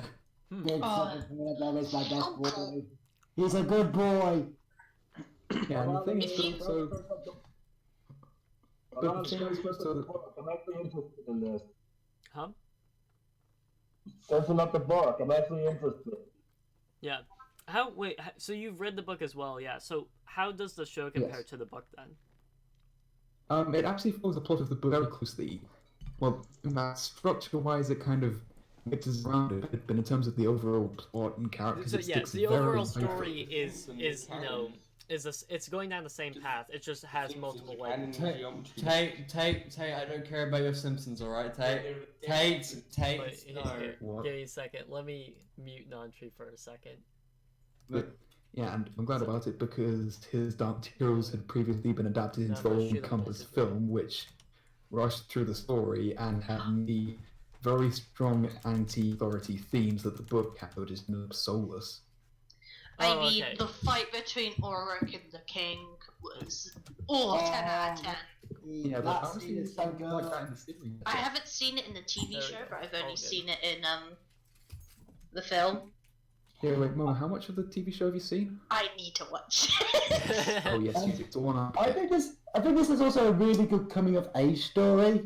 If that makes any sense. Yeah, I kind of from the sound of the premise, because it's this little girl who has to mature a lot to this new world to the world that she's understanding more and more. She travels across it. Oh, she's. Although if I I'm can the just type kind of of work out my favorite character a bit more, it's just because Eric is just such a great character. That he's very stern, he's wise, but he also is basically a Viking as a polar bear. So he loves to fight and will you if you cross him immediately. But he fits into the themes very well of the book because, minor spoiler alerts, the children are being kidnapped to be experimented on for their something to do with their demons. Okay. Oh god, that scene. All right. Oh, So yeah. So I take it sad. that it's also a fairly mature series then as well then. Yeah, it's my very favourite dark, but the character, thing and is I know Patrick is going to hate me for this, but my favourite character is the lady in the beret, and I can't say more than that, because saying more than Cool, that too. is spoilers. Well, Oh, Ruth that's Wilson really did give cool. the best performance in the show. Yeah, she has the best Yes. performance. She is a... I can't say Queen! that. Oh, fine. So it's a She a controversial character. I take it. Oh, Oh, No, she's so I'm saying, cool. All right. Yeah, she well, then, is. Okay. Well, I'm very happy with this conversation. It was a lot tamer than Doctor Who, and I think we covered an even more If I just finish my extravagant. little diatribe. Yeah. Sorry. Truly, so yeah. Okay. Shoot. It's is there, fine. is there anyone that would like to Like go I said- next then? Because I think we had a very good conversation without without having to spoil the whole plot, which I appreciate. But yeah, kind of like I was saying, the children are being captured to be experimented on for their souls, but the first time that Lyra and the group encounter Yorick, he's essentially an indentured slave in town because the people stole his armor, which is like an armored bear's soul. Mm-hmm. So in order to get him on their side, they need to get his armor back, and he's able to regain his honor. Okay. FYI, if you do plan to watch this series, I highly recommend skipping the ending and the start of every episode because they give away too much in the and they tease every episode and they do a catch up every episode. If you're gonna watch, just skip both of them. You do not need to watch either of them. Just go to the credits. Go as soon as it goes to the credits. Go to the next episode, but make sure you watch the prelude to the intro. I would skip the Yeah, and ADO, I don't know, catch up thing, but just watch it anyway. All right. Anyways, If- so yeah, okay. And then, so who would like to suggest another series? Oh boy, exciting. I think if people want No, because Blue hasn't gone. I don't think Lefty has gone. Momo hasn't gone. Nantri is in limbo, and then Patrick, you haven't gone either. No, I went. I went. Oh wait, Doctor Who. No, sorry, you're right. on the Doctor brand of Who. Doctor Sorry, Who. I was thinking about another show that you were considering talking about. My bad. Okay. So, I actually kind of wanted to just do my series last to kind of round things out. okay then. Because Then it is a little similar to NLP. All right then. And, It's just mostly Japan's equivalent of it. okay. No, you go next. Save arguments. Now, I mean, let me just make sure I'm not saying the same thing as Blue. How is everyone's day? No. Blue's saying something else. I already know what Blue wants to talk about. You're talking about something else. Oh, okay. I'm not gonna even dare say the actual The Japanese name of this anime because Oh. it will sound incredibly disgusting. Nice. I'm Well, gonna I head have off. nothing to do Oh with my it. god, that's That's so channel. cute. I'm gonna head off because everything's about anime now. See you. Ah, rude. Right, Oh, so it's rude. called. Well, no, Lefty Get will ready. probably not talk about anime. I'm sorry, it's an anime and it's only 2 episodes and it's only got 14 chapters in manga so far. So it's only Manga. just come out this year. May I Lands. Or Yeah, can you just... I've already got it up. Non-trees already has their new home. Right, so it's called I Don't Want to Get Hurt, so I'll max out my defense. What? So it's similar to Sword Art Online without the overpowered idiot without Kirito. And it's about this girl who's the main character with the big black shield, and she doesn't want to get hurt, so she just maxes out only her defense in this game. So she's slow. She's a tank. So she is a literal tank with nothing else. She has no dex. No, yeah, it's pretty cute, but it's also cute. It's like I'm not used to cute anime. Yeah, because I've got to admit, I'm not a huge fan of isekai. I kind of prefer the ones like Konosuba or MMO Junkie that don't take themselves as seriously. Yeah, It MMO Junkie doesn't was a take itself. fantastic anime. There's not really much to say. She just goes into this MMO by herself at first, and then And second then she meets episode, some her friend friends, joins anime her. shenanigans ensue. She tells everyone that she's gonna be, she doesn't want to hurt anyone, but she wants to play a game, and everyone's just like, well, how the hell do you play a game? The best thing is that she gets into an event, and she's like top 3 from doing nothing For but doing draw. nothing, but not dying. Yeah! Nice. It happens in TF2. It's so cute, and that's really it. That's all I gotta say. I'm excited to see more. That is a very interesting I might watch it when I'm premise. done with Hiraka season 4, even though I haven't even started that yet. Yeah, neither It's a have good I. series. Defo. No. Oh, Well, It's all the good. shows have been good so that far, was but good. pretty good. I was just gonna talk about Avatar. Never Which mind. Avatar? Avatar's good. Everything's good. Yeah, Avatar's good. Understatement of the No, millennium. no, but which Avatar? That's the question. The blue one. The blue? No, No. I don't like the blue. No, we don't talk about that They Avatar. get out.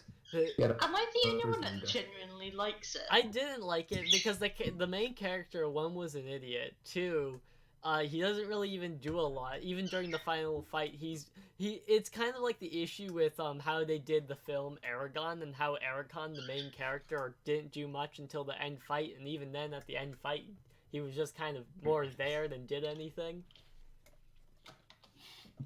It just wasn't that. I didn't care for his character that much. I didn't like his story about being free and whatnot. He treats the natives of the world straight lies to their face until the last minute, and then it's just I just didn't like it. And then why they had to kill all of them still made no sense. Because God forbid talking to people. Let's just gun them down and ask questions later. That works in every record of history. Never before in the world has genocide not been the answer. Clearly. I mean, I Hitler mean, got pretty close. Yeah, the Avatar was just like, there was no like morally interesting conflict. It was just, hey, remember, it was like the issue with the Doctor Who thing is, hey guys, genocide, it's bad, right? I'm pretty sure genocide's bad. We cool? Genocide bad? Like, it was just But anyways, off of that rant of Avatar, this is fun anime, and if you like cute anime that probably doesn't have that isn't like super intense or crazy. It's just about this cute girl who somehow wins with max defense points. Check it out. Although, Definitely. when you think about it, Avatar is an isekai anime, except the game that goes into is real life. Stop. And it's dark game, you die in real I life forbid because you you die in to. real I life. forbid you from trying to say that Avatar is good. I forbid it. Silence. No, It's but not if you die good, in but the it's game, not you bad die in real either. life because it's real life. Stop, Pat. You can't Real life, say that real Avatar life is a good. game when you think about it. Indeed No. it is. Stop trying to justify Avatar. No more. Can we please move on? Yeah. I'm making fun of it. All right. But It's like how their pubes. Stop. Together. Momo. Sorry. Is there anything else you'd like to add about this cute anime about a girl with a shield that is pure of heart? She's just so overpowered, even though she's defensive only. So she's Kirito with a shield. But if Kirito, she's overpowered. She's Kirito. She's the defense Pokemon of Kirito, but Oh, But without, it's good. without winning every single fight. And being Where an she character. does fine, but she does it accidentally. Yeah, she wins by pure dumb luck, not by I'm better than everyone who ever existed. Be It's gone. perfect. It's gorgeous. I'll check it out. Boy. Alrighty, so who would like to go next? I believe we still have Lefty, Blue, and the director. It was pretty boring, wasn't it? Sorry says, how about Steven Universe? No, Momo, you I had said your I'll be one. going last. You had your one. We're almost 2 hours into this. I'd like to move forward. Something awesome. Wait, what? Something that's awesome. Steven Universe. Yes. So would you like to talk about Steven Universe? Is that what you're saying? I was actually gonna talk about Avatar, but then everyone was just talking about Avatar. And I was Well, like, yeah. So wait, did you talk about? Were you talking about? And that's what led to this whole thing. Were you talking about Avatar: The Last Airbender or Avatar the movie? I was just gonna talk about how it had a big impact in my childhood. Oh, but that's as well not at as all how- what we were really talking about this instant. We're trying to keep, to somewhat relevancy. Sorry, I'm right. Sorry, I arrived late. I did not know what was going on. None of us do, don't worry about it. You're not supposed to tell him that. We just pretend like we know what we're doing. Laser, it's the 21st century in 2020. Everybody probably knows we don't do much, surely. Oof. Even though we're more productive than the Secret Rift. Ooh, shots fired. Big facts. Get Okay. sharked. So now let's move on before we before we start ragging on them too much. Does anyone want to quickly. talk about an actual ongoing series right now? Or It is ongoing, thank you. a series in recent, not just something that was made a decade ago. It wasn't made a decade No, ago. no, no, no. I was It's talking legit. about Avatar. I was talking about how Avatar's Oh. old and the movie's I was not gonna very fight relevant you. to modern I was times. gonna fight you then. I want to talk about Steven Universe, but then yet again, I'm like, I didn't prepare this. I'm just gonna stutter. Well, I and don't like think anyone like really everyone prepared. else. Also, are you talking about Steven Universe or Steven Universe Future? Steven Universe Future. Because I haven't seen one episode of Future, so I cannot help you at all if you talk Now I about don't know Future. what the. I want to do Steven Universe Future, but yet I want to do Steven Universe at the same time. Well, you can talk about both, but once you I'm just saying, once you step in the future, I will have no idea what you're on about. Legit But the- same. Has anyone else actually seen Future in this call? I have, Okay, Blue will be your teammate. Get going. I'll pull And up. moment. but Whatever, I'm stick actually with going all to keep my voice. I'm going to keep my voicing when I get to my series I'm going to talk about. Steven Universe Future. Let me pull it up. So okay. So then, what do you like about Steven Universe? It's been a pretty popular show for quite some time now, and with the new Future thing after the special, it's definitely picked up some traction with that big bombshell that no one saw coming. Oh wait, that was me. Whoops, sorry. Yes, that is you. Yes, I am talking to you. What do I like about Steven Universe? Well, I thought it would go nowhere. The writing it was clever in most of the episodes, and I find it to be quite enjoyable experience just to watch. I would just go home, watch it, turn on the TV, watch it every day. I just can't even right now. So I take it. So then, what's good about Steven Universe? Why do you like it so much? What's interesting about the series? I do like the group when it comes to crystal gems and Steven actually just being born a gem. I wish I could have done that. That would have been important. But still, this is actually a pretty good, interesting concept to work with. Just seeing Steven just work with these couple of gems. Like, hey, why don't I work with a couple of gems just to save the world? And they just go with it. I just wanted to see what it goes, and it turns out beautifully. And the animation is even clever. Sure, it stretches a lot. Goes a little rough in the beginning, but over time, it works very well. It gone more serious. Well, yeah, I yet think the light animation hearted. definitely improved as the series went. Did anyone see the Steven Universe pilot? I did. Oh my god, it was so different. I hated the That's pilot definitely- so much. They revisited the topic in the show later, and I think I can't tell which story was better when they revisited the topic. But God, I hated the designs. The animation was just. I'm so glad that that Steven Universe came out the way it did, because the animation was just so bizarre and weird. Like, It was gaudy. yeah, it was just. I just I can didn't put like that it. right Like, now. the coloring was weird. The entire atmosphere had a weird like film over it, and then the Steven Also, Universe decided to- was yeah. not cute. Steven Universe looked like a creepy blob. Here we are in the future. Here we are in the future. Animation's okay. I mean, I And there's enjoyed that. lesbians fusing together to make a bigger lesbian. So. Is Garnet still the only likable character? Is what? Is Garnet still the only likable character? I haven't watched Steven Universe in ages. Jesus. I feel as if the Pearl It and depends. Well, Amethyst you know, it haven't depends on what improved. characters you like. I feel like you're probably thinking of really old, like, you know, maybe like the first season or two, because the characters changed, you know, extensively. Amethyst is a lot different. Pearl, you know, Amethyst is a lot calmer and less obnoxious.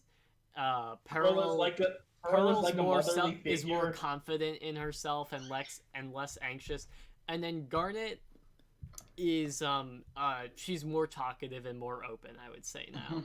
And She then has a cat with one eye. Steven also has Oh, become well, I have to incredibly watch. confident as well. Oh, good. I was always... And the other one, And the other one. And And we also get... Garnet. yeah, we We actually just got to see a wedding. yeah, that's true. Yes! Oh my god, Blessing the on your reveal head, of the right? wedding dress. Oh, it was good, actually. Yeah. I see him. Oh, Country's gone. Oh. Well, Here yeah, we but are. at least he'll live on in our hearts as the statue. So they run on our hearts and down under. With his guitar and his shrimps on the Barbie. And my they do and terrible Rain something back. finally. to- And didgeridoo. Didgeridoo. Let's get some I more kinda feel Australian, like you we're know, some more Aussie stereotypes, because they're totally legit. I swear. Have you seen my pet Do you spider? think someone can go do a TF2 thing and the person alone, that could be The really sniper's something. actually New That's not Zealand. all- He's, yeah. the sniper's New Zealander, mate, not Australian. They're a bit from the Lost Sunken softer Continent of New Zealand. He's New Zealander, mate. He ain't New from the land Zealanders down are under. softer, even though they do the hacker. And they have Jason Momoa. Who? And they have Taika Waititi, who makes the most awesome films ever. Anyways, Hell yeah. Yeah, anyway, so, but yeah. What else would you like to add about Steven Universe? And I've got Future pulled up because that's the current generation of Steven Universe. Steven Universe Shippuden, as some might say. I mean, like, with Steven Universe Future, it's Steven, like, learning more. And it's kind of like, it's more about emotions. Oh, And it hurts, my dude. Like, some of the stuff that Everyone they keeps making hits. depression memes about Steven, and I find it amusing. I mean, you kind of just have to watch most of the episodes I've connected to in some way. Because I'm a depressed bean. Oh, well, I might like that, because part of what I liked about his Dark Materials was that every other episode was Yeah. emotionally painful. One sec. And then director.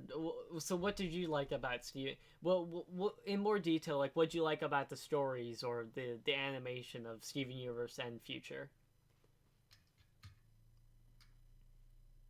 Well, I think he's dead.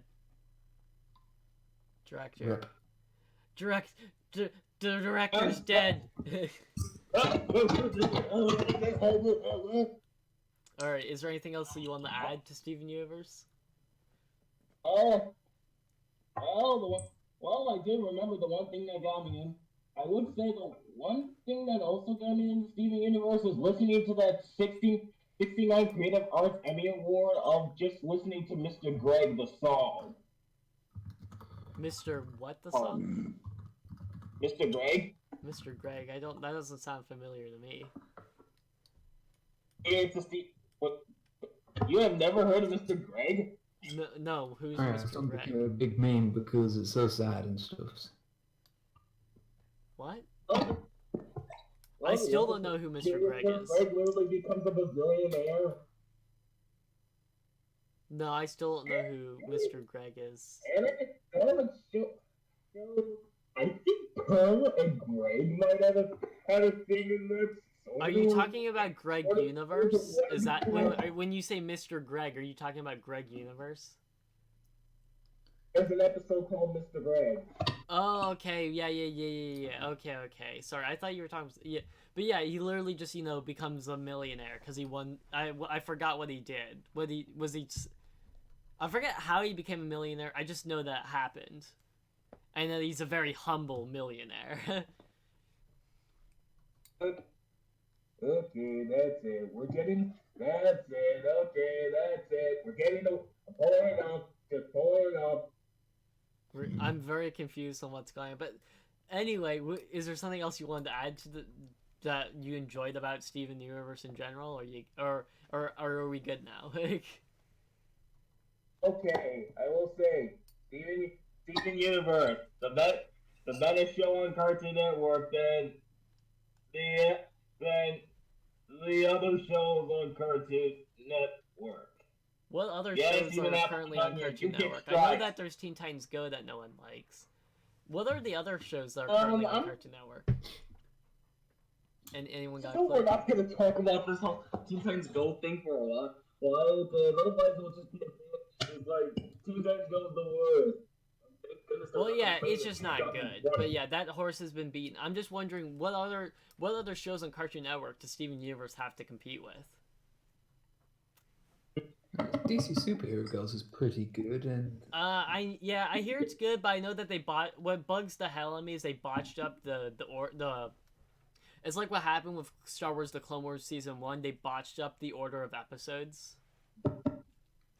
So on hopefully Netflix, they don't do that going forward. At least not for the first 2.5 seasons, like Clone Wars did. It was really sad that Clone Wars botched it up. But it has the same issue where it just doesn't play things in the right order. Yeah, I'm actually interested if Cartoon Network actually makes their own sitcoms and they make another alternative channel called Sitcom Network. Where it will be just like Cartoon Network, but they just do sitcoms most of the time. Let's see. I think they tried doing that later on, but that was more called CN Real. General Kenobi! So, Steven Universe, great episode. Once again, I'm giving final scores. Okay, let's see. 9.9 I don't think we were rating anything today, but I mean, I'd grade his Dark Materials out of 10. Yay! Alright. Are we grading stuff? It would be a 10 if there were more demons and. Mr. Patrex 11. Have you watched my NTC Junior show? I watch episodes and shows, grade them, and literally give them a final score at the end. Okay. I don't think that's what. Yeah, we just weren't really doing ratings today. But anyway, moving forward. So then we just have Lefty and Blue. Lefty, is there a show you'd like to contribute? If you're still alive, maybe. He's dead. We will be.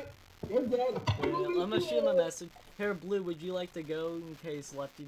Because I don't think Lefty's responding. Well, I've been watching Rick and Morty lately on Hulu. Now he lives again. There we go.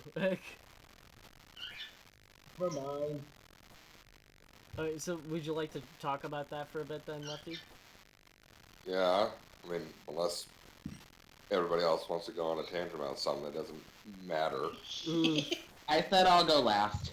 Yeah, alright, so then here, I'll switch it around, and then I found the best image of Rick and Morty that's still, somewhat viewable on the internet, so, just gonna pop that in there. And That's tasteful. Yes, it's very tasteful. So I'm just gonna put Nanchi right there. Alright, Lefty, take us away. Well, I dabbled in it a bit a few years ago. but I couldn't really catch it because I don't really watch regular TV anymore because I mean regular TV is kind of crap now. Oof. I really only watch TV for new episodes of MLP and NASCAR. Oops. Yeah. But I got Hulu for like $2 a month because I got a special deal in December. So they had the first 3 seasons on there, and they're like only 10 or 11 episodes each season, so they're not long. Yeah. And so I binged to about half of the second season. I enjoy it. I mean, it's definitely not a holy grail of comedy or animation that a lot of people make it out to be. It's just good. It's It just is a fun good show. It's a fun show to like Yeah. kick back and say, It's not I want to a see deep, I want to see something stupid for the next 20 minutes. What you got? It's nothing deep or like groundbreaking. So I mean that meme about having to have a high IQ to enjoy it, it just becomes more hilarious with each episode. But you know what I do like is the animation. Actually, I do enjoy like how creative they can get with a lot of the alien creatures they come across, and how one of them is called a Cronenberg because Cronenberg was a guy who did special effects for horror movies. Like he designed the Fly monster when they remade The Fly with Jeff Goldblum. So like this horrific monster race is called a race of Cronenbergs. Well, actually, Lefty, it's not entirely accurate. It's more. It's not that they encountered a race of Cronenberg. It's that Rick accent. Cronenberg. Yes, I know, Jack. Come on. Sorry. Lefty's running low on fuel here. It's a miracle he's lasted this long. Sorry. Oh boy. So whatever.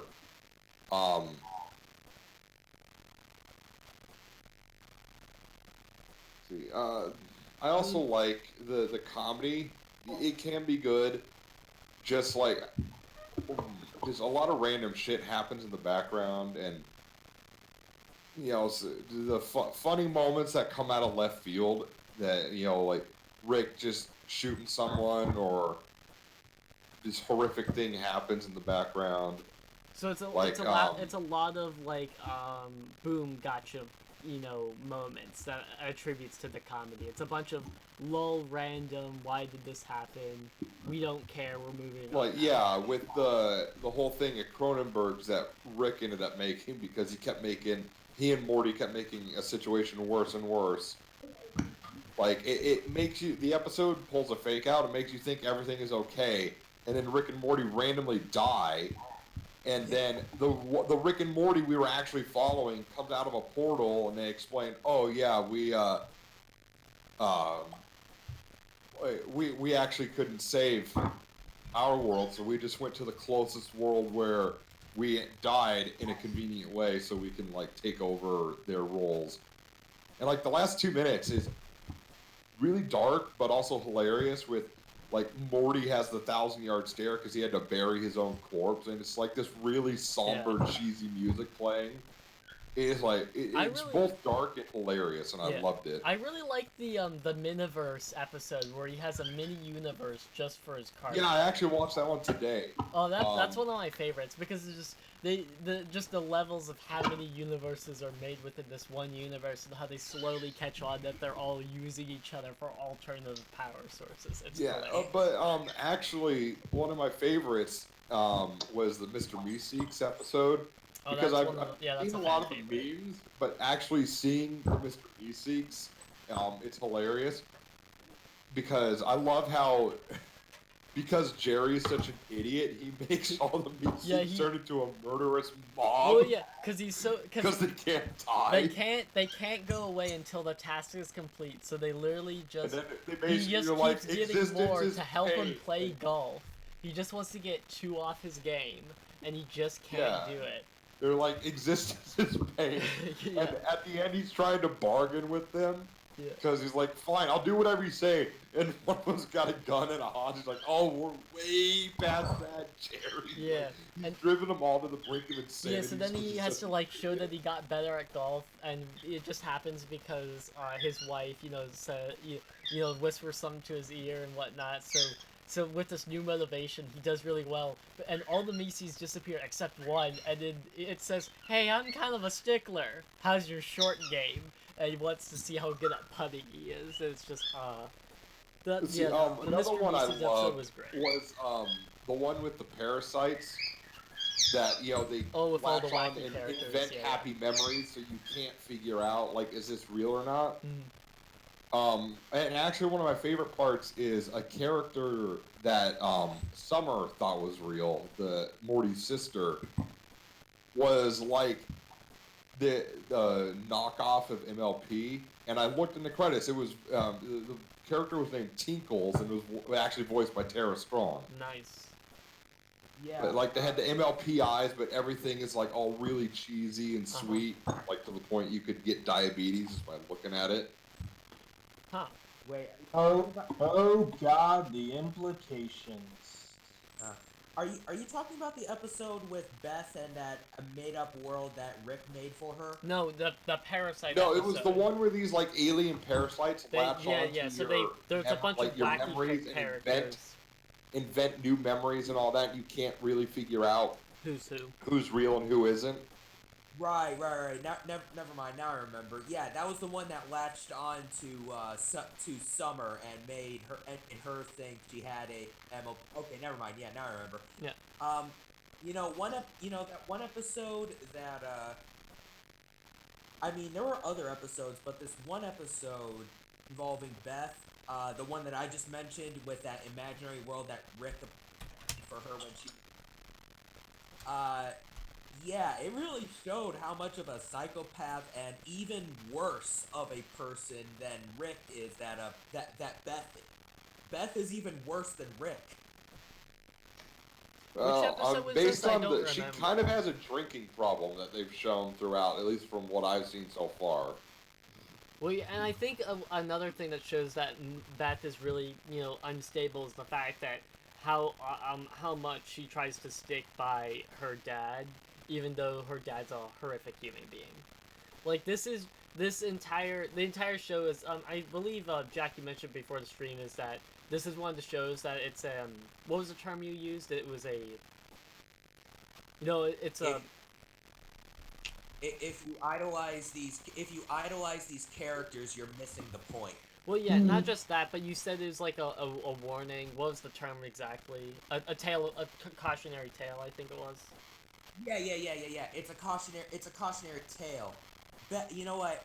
With that in mind, Beth would essentially what would happen if you don't take good care of your kids because and choose the distance from toxic people like Rick. yeah, because what Rick did, see, basically Rick became how he is over time. Like he wasn't like from a young age like that. He got like a bunch of knowledge and then he disillusioned and nihilistic. But then he has a kid and he puts that kind of he has that kind of attitude. And basically, his kid emulates all of that. That's going to mess up someone even worse than, having a nihilistic point of view later in their life. Having that point of view thrusted on them at early childhood. Yeah. If you really want, a picture of how bad a person Rick is, and one of the things I love about it is obviously you're not supposed to idolize him, like Jack said. You're not supposed to. But, it just paint a picture of how bad he is. There is an episode where he drove the devil to the point of trying to commit suicide. That's how bad of a person he is. Yeah. To which I love. That was a good episode, too. And my favorite joke in that entire episode is when the devil gives up because Rick opened up a shop right across the street to, decurse The devil all was these giving away. artifacts. Okay, to set context, the devil made a shop to give away people's free stuff to make people's lives better, but they also had secret curses that would ruin their lives based on their desires. And then Rick, to mess with the devil, makes up a place where he can remove the curses for, you know, actual money. So there's like shoes that will make you run faster, but you run forever till death. And curses just like, now they're just good running shoes. So yeah, it was just, and the there's also entire one episode where was it's Rick like, screwing you know, the devil. you could be the heavyweight champ in 1936, but you'll be stuck in that year winning the same fight over and over again for the rest of eternity. Yeah. But my favorite joke about that is when the devil gives up and closes up his shop, and Rick finds out. At first he's happy, and then he realizes there's no point to this anymore. He just dumps gas all over the store, lights a match, and say, "Okay, guys, I'm bored. Everybody out." Yeah. It was a fun episode. Alright then. And I believe, if everyone's good, that leads us to our last person, Blue. So first off, let me just get my thing pulled up, because I do actually have the synopsis of it, so that way people know what the heck I'm talking about. Alright, now I just need to find an image that actually works, because I don't think the It one that looks you like sent me cute works. magical girls, you know? The Hold on, anime that I'm going to just talk about is Wikipedia called time.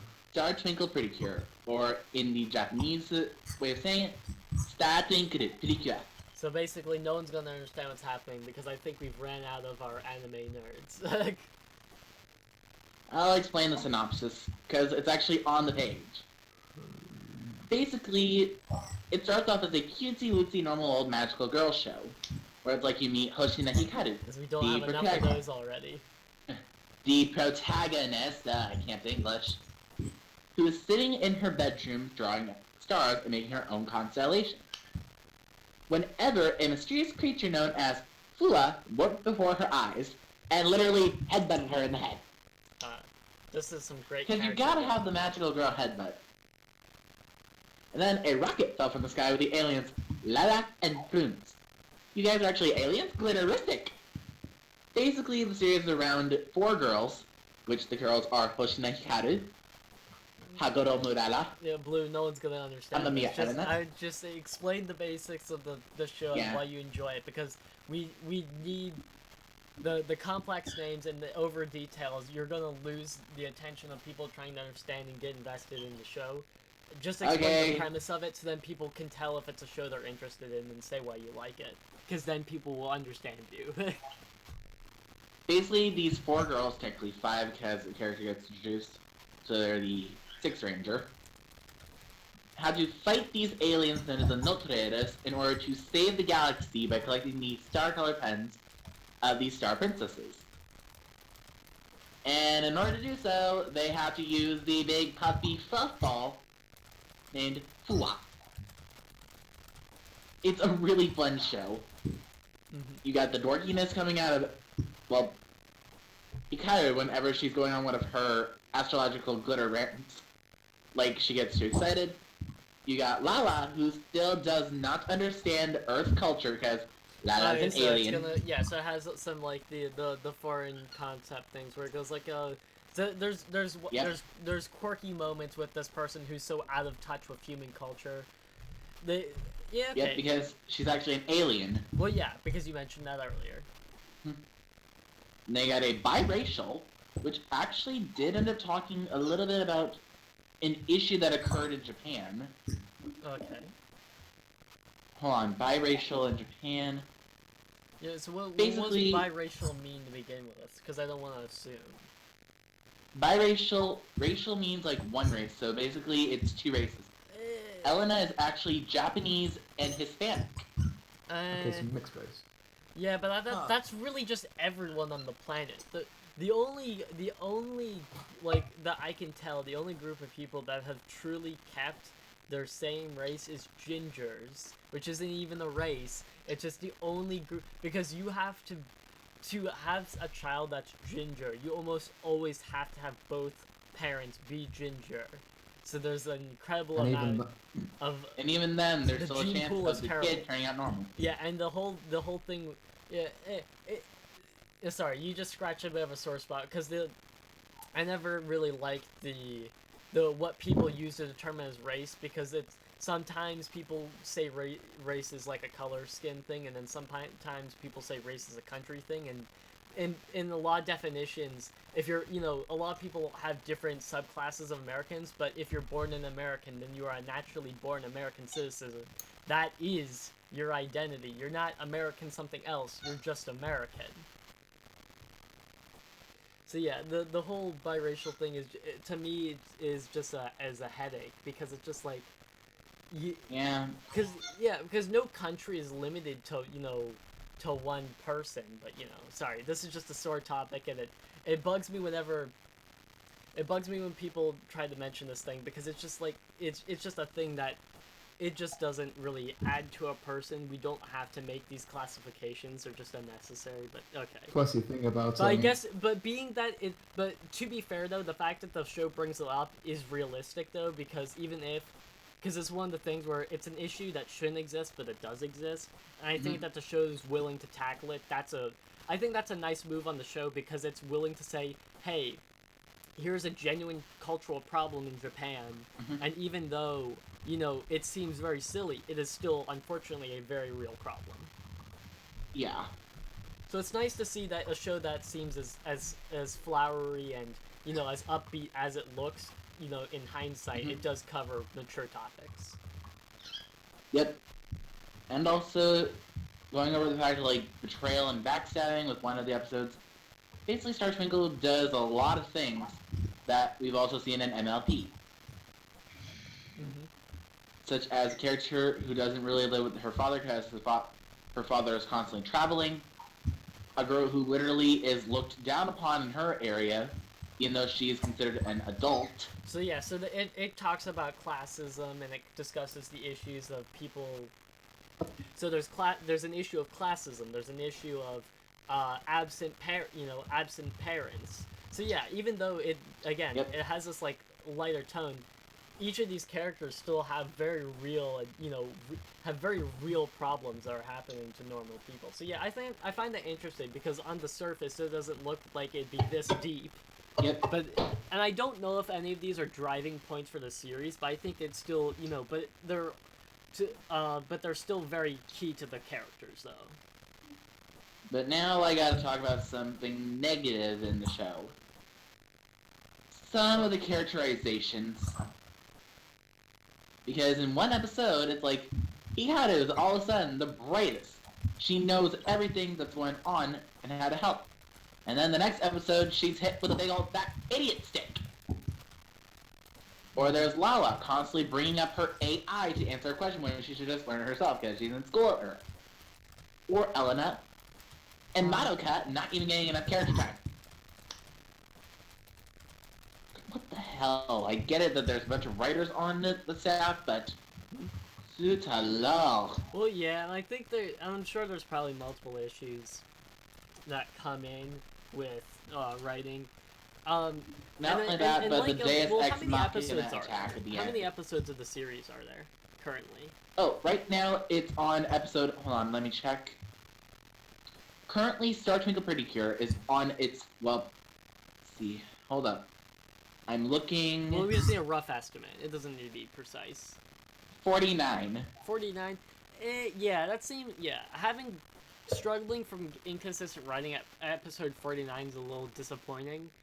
If it was a show that, had like a few hundred episodes, like Doctor Who, then I would understand the inconsistencies, because it's so hard to remember the show beginning, to remember a story beginning to end, to keep everything consistent. But yeah, 49 episodes, so I think that's just the fault of the writing staff, as well as it might be a thing with also Japanese culture and the fact that they are so obsessed with consistent content that they make sacrifices in quality, that being consistency, as well as why there's so many anime tropes of restating things is because they really need to milk their time, which is unfortunate that the culture pushes them to make so much more content and value quantity over quality in a lot of cases. And Japan makes a bunch of great shows, but the culture itself doesn't value quality as much as it does quantity, which is sad. And the other thing that I don't really like about Star Twinkle is, well, the second ending. Mostly because it just sounds wrong whenever they say, ah. We mean the Especially- second ending. Was there an ending before and it got rebooted or something? It started off with the 4 cures, the Cure Star, Cure Milky, Cure Soleil, and Cure Selene, doing Tape People Peppa Romantic. That one's just cutesy. But then, whenever they added Cure Cosmo, the cat with the rainbow skirt that hopefully gets up on the screen, which Laser, how you got it on the screen, because I really don't see it. It should be. It's in the middle, ain't it? No, it's still on Rick and Morty. It's not on my No, screen. it's Your- changed it's- to Precure. Yeah, is your stream loading? Because it's been on Precure for on my screen for a while now. It wasn't on it for mine. Hold on, I'm gonna try Are you refreshing actually it. watching the stream live, or is your thing set back? I'm watching it live. Okay, there it is, finally. Yeah, I don't know what's wrong with your stream then, because it's been on my screen for a while. Maybe maybe Yeah. the lag's really bad in your house or something. Yeah. But basically, with the second ending, they included the song called Twinkle o Siete, and right at the end, Hikaru, which is the pink cure that you see, literally points at the audience, swirls her finger, and says, ah. So does those So is that like just a trope a character has, breaking the fourth wall? Yeah, it's just a personal little nitpick. But other than that, the show is pretty good. Though, a warning to everyone who decides to watch the franchise, you might want to start back from the 2004 series Futariwa Precure, and then make your way up to Star Twinkle. Yeah, but yeah, because with the series then, because yeah, there's been multiple generations. Is it an issue of where with the Power Rangers that makes nods occasionally back, or do the series heavily look back on the previous Precures? And some series do, some don't. It's mostly whenever they get to like the All Stars films or like the big crossover films. Okay. Such as Pretty But Cure, each I think generation in terms Miracle of the Universe. TV, but each generation in terms of the TV show then is pretty self-contained then. Yep. Okay, well that's good. Makes it easier It's for just mostly anyone when to you get to the pick it up. movies. Alrighty then. Well, I think that concludes all of the shows. I think we're gonna stop there because it's been 2 hours and 15 minutes. Is everyone good? Happy to leave? Yes. But Laser, what about the twist ending? The twist ending? I'm so confused. There's a Why are you twist talking about ending. Game of Thrones even though I've never watched Oh it? no, we're not talking about Game of Thrones. Game of Everyone hated the last season. We ain't going there. Alright, well, thank you. Yeah. Thank you all for joining, Joe. I really appreciate it. And boy, howdy, we finally do a stream again, and it's 2 bloody hours long. Jeez. Hey! I'm actually talking, not even just like playing a game for 2 hours. We actually had, thought-provoking Yep. conversations. It's baffling. It helps that some of Anyways. us were late. Yes, that is true. All right, well, Shall I do the thing? yeah, sure, go ahead, I guess. Thank you all for watching the stream today. If you enjoyed the content that you saw, be sure to smash that like and subscribe button, and don't forget the notification bell. YouTube, seriously, fix that shit. Get a ping every time you upload a video or go live. You can also find us on our social media links listed down below. Smash that lovely like button. Oh no! All right, well, Smash it. Anyways, time to stop. Time to stop and get out. Okay, well, take care. Everyone. anyways, we'll see y'all later. Bye. Bye, I Bye. guess. Bye. Okay.